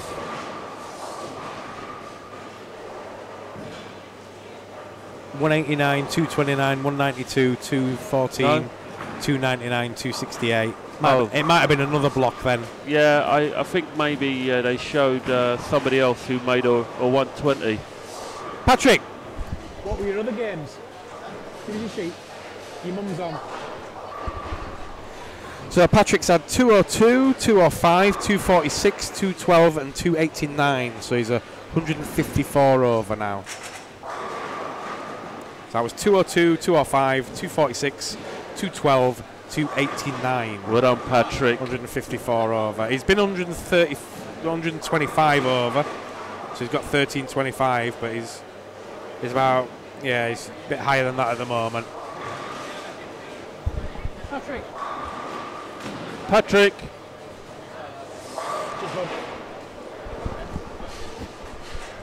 So he only needs to bowl another 200 game, and it'll be 6, I think. About that. Yeah, another 250 and he's laughing. Yeah. He's up to 1400-ish. Yeah. So it wasn't James Wigmore who had 120. Somebody just put a picture of somebody else who had 120, and he goes, oh, 120 with 2 strikes at the end to make, 2 strikes to make 120. His name just happened to be facing on the screen at the time. Oh, we've been getting a lot of comments on there. Beg your pardon for our ignorance. Yeah, we're going back to Robert Phillips. Foaming at the mouth is one way to intimidate the competition. Not been watching the chat on Facebook, on YouTube as much. What we got? We got over 100 watching. Hello everyone, hope you're still enjoying yourselves. We're going into the last game now. Yes, if you just joined us, you know you'll be watching the 31st Irish Open live from Stillorgan, Dublin. We're going to have a couple of good bowlers on these lanes in a minute. Who've we got? Chris Sloane, Chris Martins. So, Chris Matthews, sorry, a very, very talented bowler. Bowls for the RAF. Very, very good bowler. Oh, I'll get a look at them, and a couple of females as well by the looks of it, is it? Oh. Yeah, he's on for 247. 247 is Chris Matthews.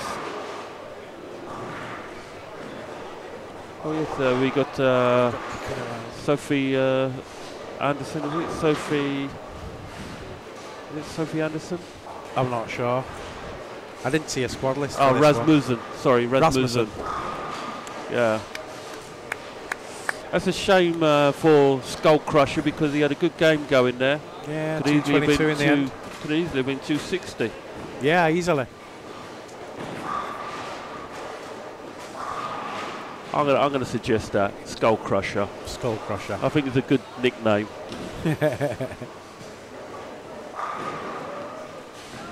Aina.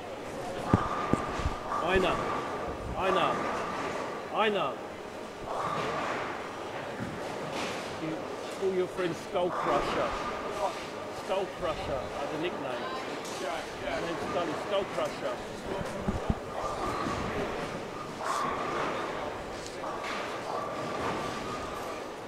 He could get a shirt from Mint Sportswear and have a shirt with all these skulls. All being crushed. Pike Terminator. Oh dear.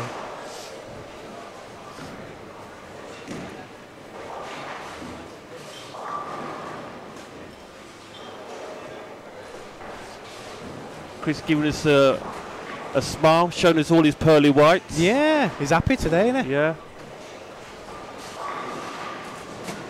He's had a good year though, hasn't he, to be fair? Yeah. World Championship medal. Yeah. 202. I know a bus caught for the 202.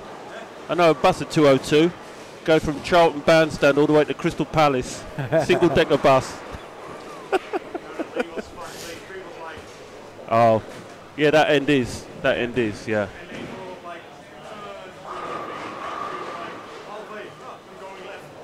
Yeah, see ya. Here's like Google Maps. We found you a better route.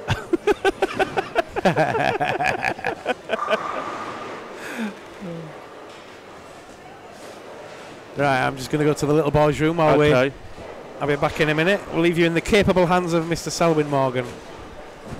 So have a little chat with Selwyn and get some comments and questions in for him.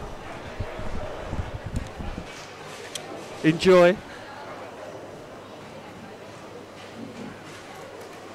Yeah, we're just seeing Einar Bjornsson see if he can get a turkey, finish it off in style. Unfortunately, he had a couple of opens. Yeah, that's the way to do it. I'll get a sticker for him later. I've gobbled him.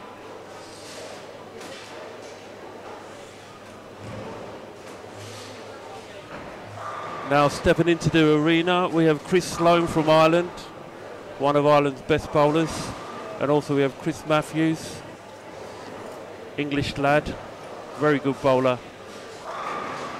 Also on these lanes we're going to have Sophie Rasmussen, one other young lady. I don't know her name yet, but as soon as the screens show their names, I will give you her name. Oh, it's on a Nana. Oh, I'm not even gonna. Oh, no, my eyesight's not brilliant. I can't see her name just yet, and her hair's in the way.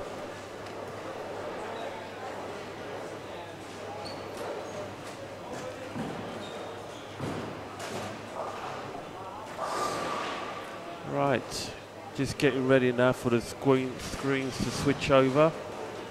This is going to be tasty viewing for you guys. You're going to see some very good bowling. Yep, here we go. All right, buckle up, everybody. You're going on a roller coaster ride.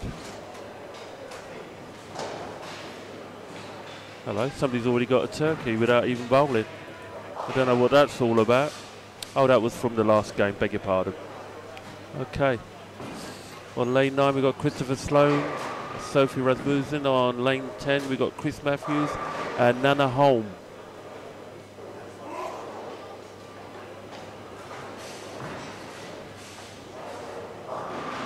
Okay, a bit high there from Chris. Oh, I see that my commentary's a bit before this. The stream. The stream's about 4 or 5 seconds behind my commentary.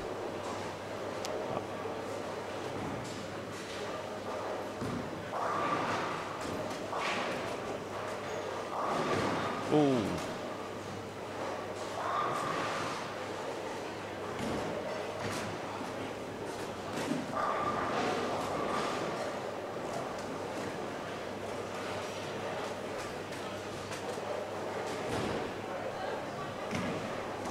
I'm not going to touch the cameras because it's not my equipment, and when Dom sees your comment he may oblige, but at the moment we are looking at lanes 9 and 10. Can't really see the bowlers. Oh,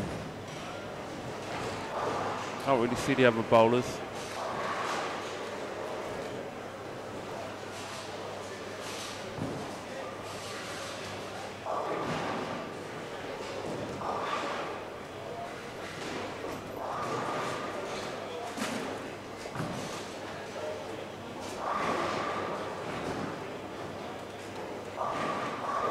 Yeah, a Sloane Ranger unfortunately opened. Chris Matthews, the Scottish legend.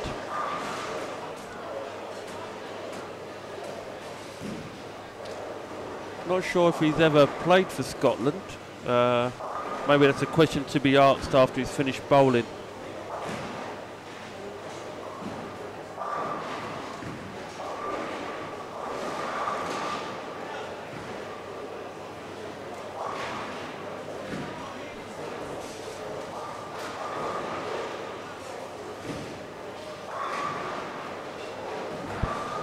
Lovely strike there from Nana. She buried those pins good and proper.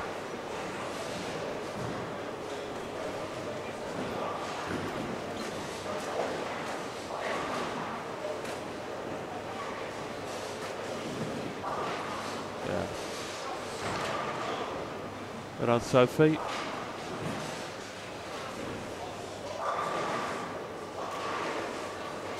We have Sophie from Denmark. We have Nana, who is from Iceland. Chris, I thought he was English. He's got a Scottish father, so probably Scottish. That goes without question. And Mr. Sloan, the Sloan Ranger from Ireland.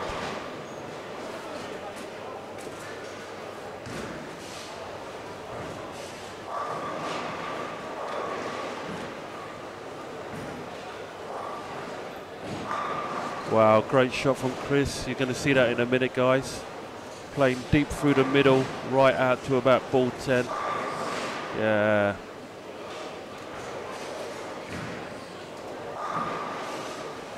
Wow, more like out to ball 7.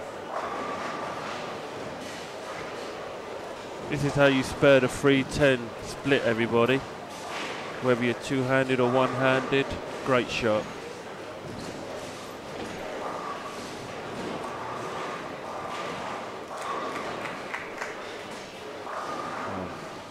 Okay, ball went just a little bit longer there for Nana. See what Sophie can do. Is she gonna strike? Oh my goodness, how unlucky is that? You're gonna see in a minute she's got the 7-10 split.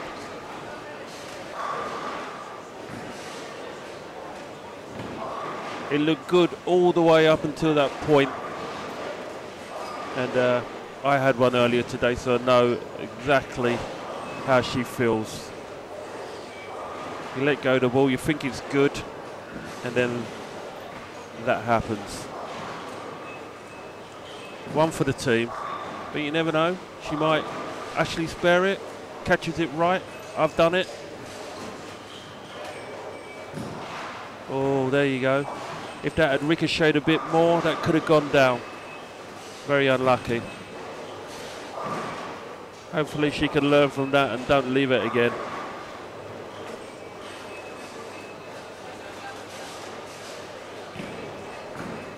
I always say if you're accurate with a split spare, you should get a strike after that. So we shall see what Chris can do. That's Chris Sloan I'm talking about. He's playing deep as well. He's coming back. Oh, he liked that one. He really liked that one. Well, you've missed a nice split conversion by Chris Sloan. Chris Matthews and Chris Sloan are both playing very deep. Sophie had a lovely shot into the pocket, which left a 7-10, unfortunately. Somebody's asking to move the camera slightly more to the left, to the right, sorry, for 11 and 12, but... Oh my goodness! That's what I'm talking about, fellas and girls. You think you let go of it right, and then splits happen. It's annoying, that one, when you leave that split. Yeah. I've actually converted the 4, 7, 9, 10 twice, I'll have you know. Yeah? I don't doubt that with you, Selwyn. You got skills. Thank you. They're multiplying. Oh, very good. Just don't lose control. Uh-huh. Oh, you better shape up. Oh my goodness. I hope I shape up tomorrow. I hope we don't need a man though. Oh, that was close. We give it a go. That was closer than my chances on a Saturday night, that one. It came close. Yeah. Yeah. Beautiful technique, Chris Matthews. I'm your #1 fan. You can pull it back home. Come on, lad, says Gabby Ray. Or Rhea.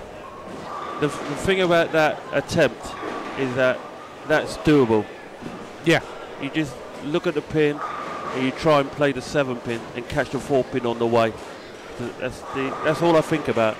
Play the 7 pin. As long as you don't move too far to the right, then you can pick it up. But that was just too fine. Picking those sort of spares is impressive because you're going down 60 foot with your hook and all the rest of it sometimes, and just, you know, just sliding it across. Yeah. Patrick. Left a single pin and missed it.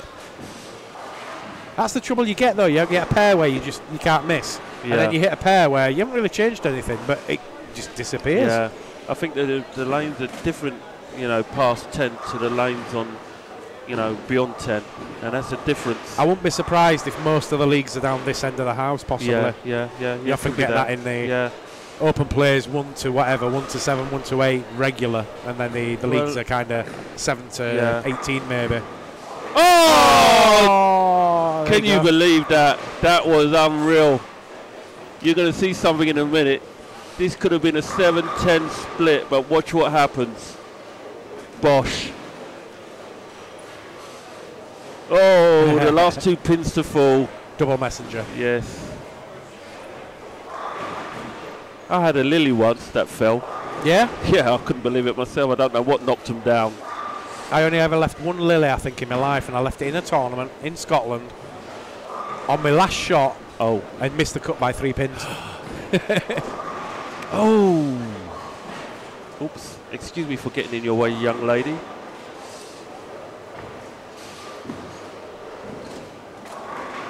can see Chris Sloan being under a bit of pressure this year. He's had a great year. Yeah. So he's coming into his home open with a bit of confidence. And yeah. Obviously, like with Barry, when Barry won it, it means a lot to an Irish person to win the Irish Open. Yeah. Especially when there's not been any of them. Well, one of them. Whoever's the second one's going to be the second, but it's going to be important to him.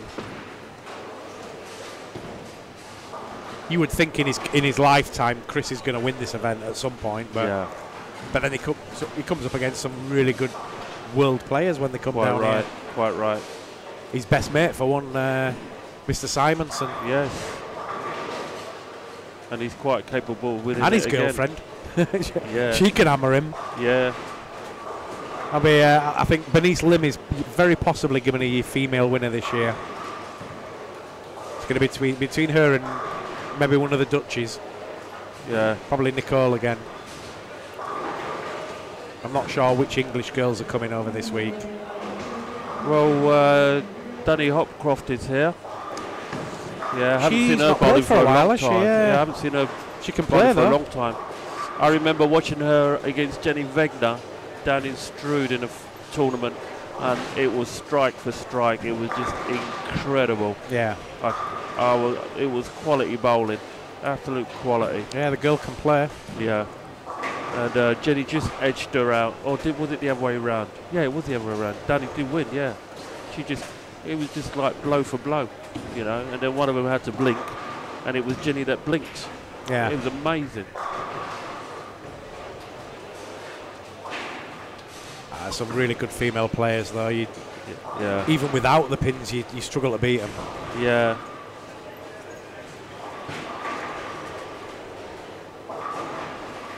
What do you make of the 8-pin bonus with women? Do you agree with it? I'm indifferent to it because I don't want to sit on one side of the fence. It's there because the men gave it to them. I've had one woman say, if you're going to give it to me, I'll take it. Yeah. And I've had another woman say, I don't want it. But is it something to be addressed for the bowlers that are under 200 average? Because they're not as good as the men. So it's a tough one, isn't it? Yeah. You kind of want to say in a world of equality, then it's equal. Yeah. But having said that, you can look at the results over a year, and if it was scratch, would the ladies have done as well? Sometimes you hit the right condition, and you can't touch the ladies regardless of pins or not. Well, look at that Farrar that happened when the PBA announced that Jenny Wegner won the European Challenge because of her TARP bonus. Yeah. That didn't go down very well. Just the headline wasn't really fair to her. She bowled really well throughout the tournament to get to the final, and then she beat people. Yeah. To get put herself there. So don't take that away from her. No, not at all. But I don't disagree with it, and maybe Well, the only answer is to have a women's division, and it's scratch. Yeah, yeah. And you know they don't meet, but it comes down to numbers then, doesn't it? If you've only got 25 women in the field, they're not going to make much money. And yeah, that's right. Well, while we've been chatting and looking at lanes 9 and 10, look to your left and see what somebody else is doing. Yeah, don't say anything. No. Whoever it is. Yeah. Well, we'll get to the 11th maybe, and then we'll make some kind of announcement. Well, are you going to run down there with your camera and get it on film? Yeah, it'll go nuts if I don't get his 300, if he gets one. Yeah. Paul Edser says the 8-pin bonus should be based on ability, not gender. Yeah, we had this hoo-ha last week with the seniors. Again, they don't like anything taken off them. There's two things in life: never take a toy from a baby, and never take anything off a senior. Oh, blimey.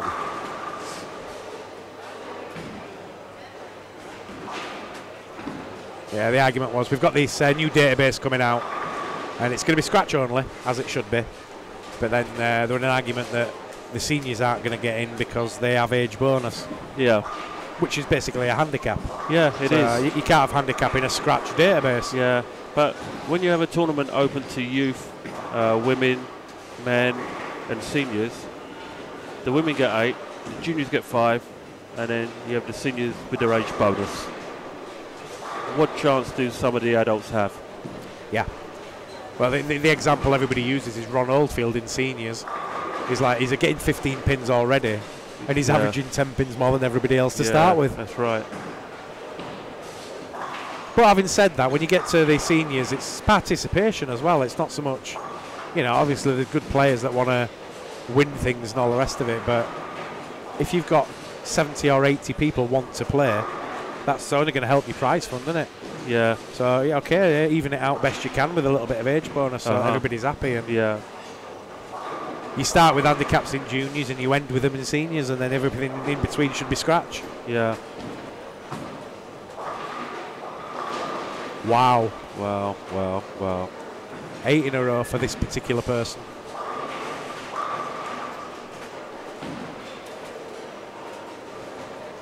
I think he's left a kettle on himself.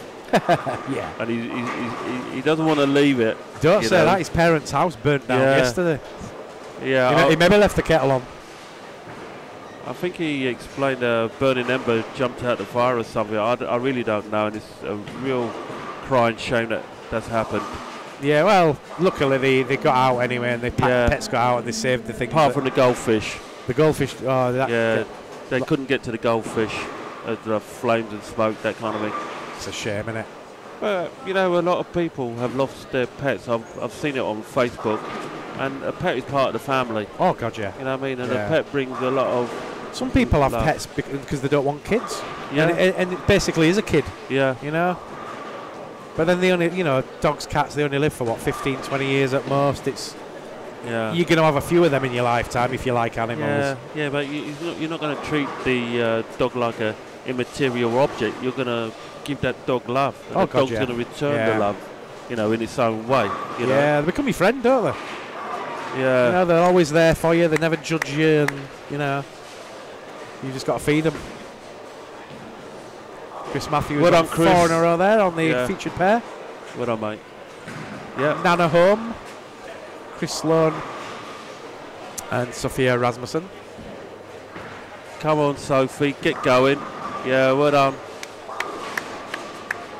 All the way out now, Sophie. So all the centres you've been to, Selwyn, which is your favourite? Oh, without a question, it's the Dream Bowl Palace in Munich. It is absolutely beautiful. 52 lanes, a 3 or 4 star restaurant, American pool tables, crazy golf up on the top roof. Absolutely fantastic. Really, really like that. And I think my second favourite would be Tally, even though I've only bowled there once or twice. Absolutely beautiful. That's not too bad bowls to be your favourites.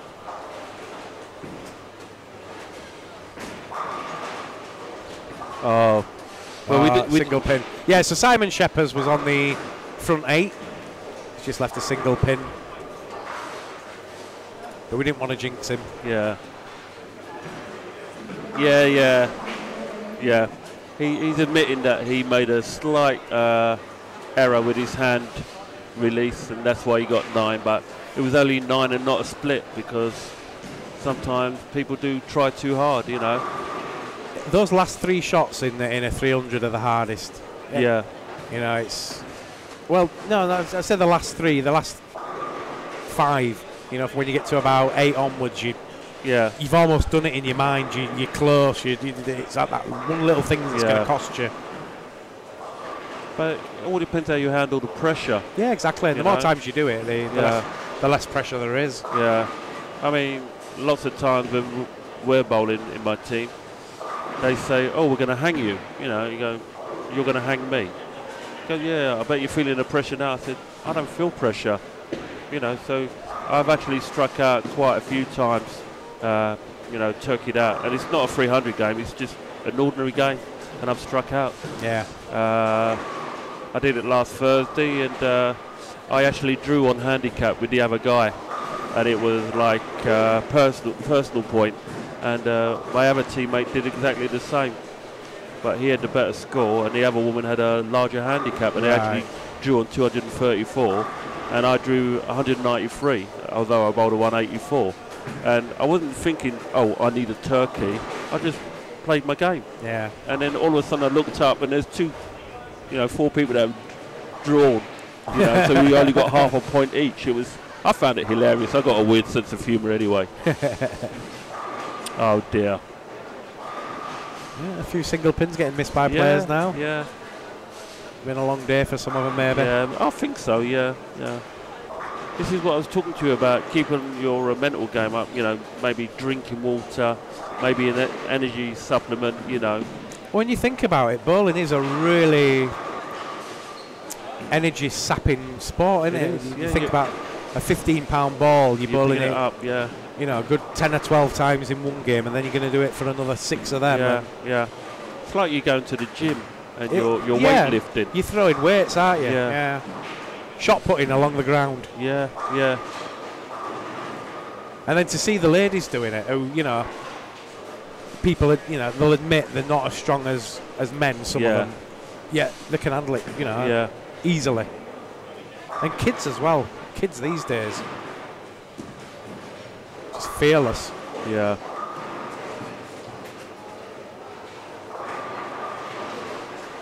We're coming up to the end of the squad. Paul Edson asking, Dom, what's your favourite centre? Old and new, including the boutiques. I think the favourite's probably Galactica Bowling Centre in Cyprus, in Limassol. It's on there, 3 floors. They've got a fun fair at the bottom with dodgems and arcade machines and a roller coaster thing. And then inside they've got a bakery that they own. They've got a proper big bakery with all the, you know, really exotic looking cakes, and proper restaurant doing big massive pork chop things and pasta that would be not out of place in an Italian restaurant, that kind of thing. And then 2 floors of lanes and a lift that carries you up to them. Oh, it's a really beautiful centre. Nice. And in England, I don't think I've got a favourite in England. Yeah, I forgot to mention that the Dolphin, the new centre, the new one, that's beautiful. Is it? Yeah, really, really nice. Boutiques, I like the Lane 7 boutiques because they were kind of simple looking, kind of classy in a industrial type way. I like the idea of some of the boutiques. I like the mahogany type lanes, the brownish ones. They look nice. Some centres have got the white ones or blue ones or whatever.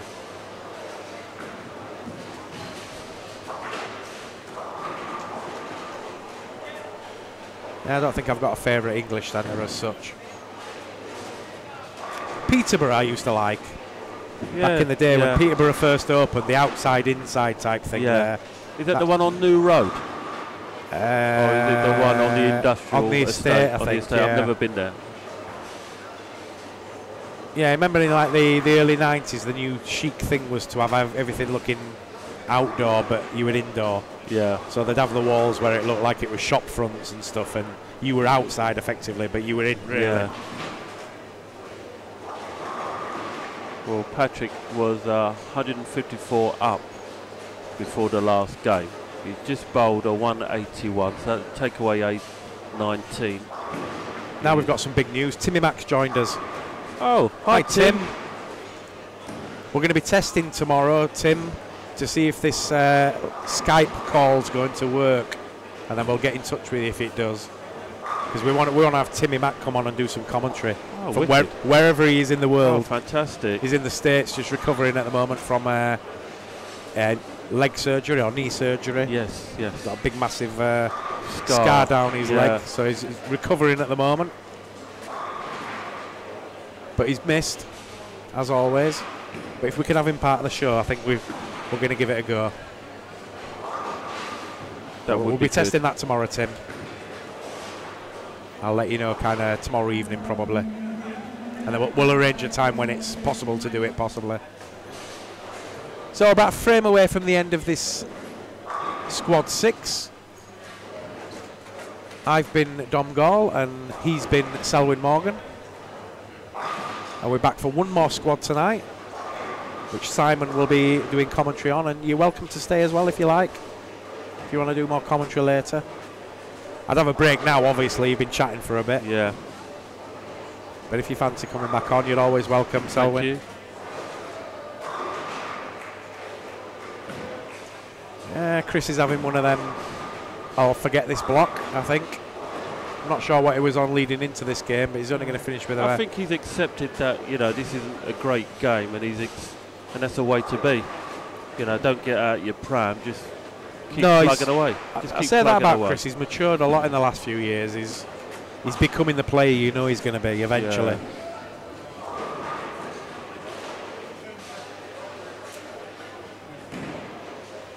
It must be tough going out there on the Asian, the European, and the PBA tour especially. And yeah, I think a lot of players go over there and they get their asses handed to them on the plate for a couple of years, and then they figure it out, and then they do okay. Yeah, there's not many hit the floor running. No, Belmo didn't. You know, he went a few events before he started winning. Okay. Dom were the same. Might get the odd one that catches a result early, like Andrew Anderson or some of them, some of the younger end. He's a sensation, isn't he?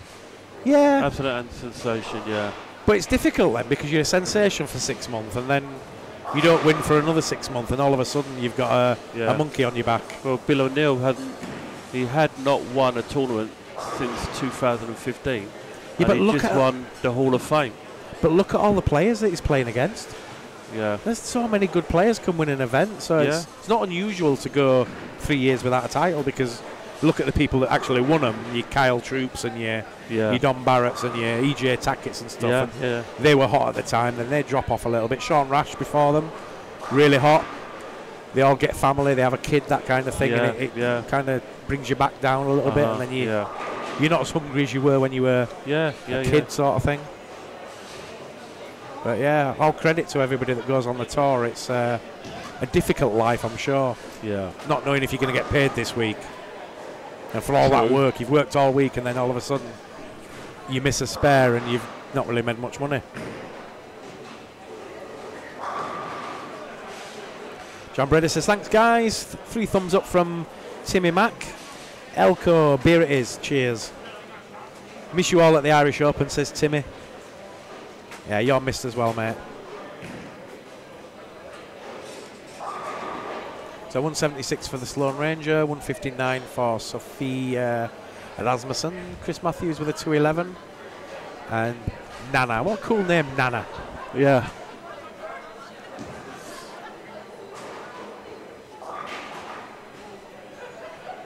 She's a bit young to be a Nana, isn't she? She is a bit young. I know Gianna is an Italian name. Gianna.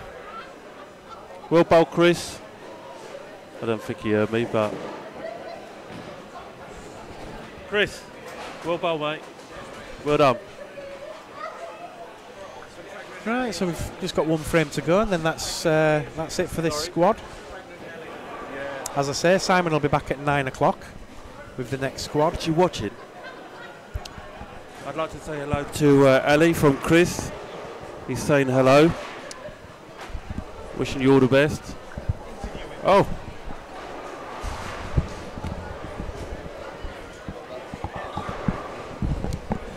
Hi Chris, this is Selwyn interviewing Chris Matthews. How'd you get on today?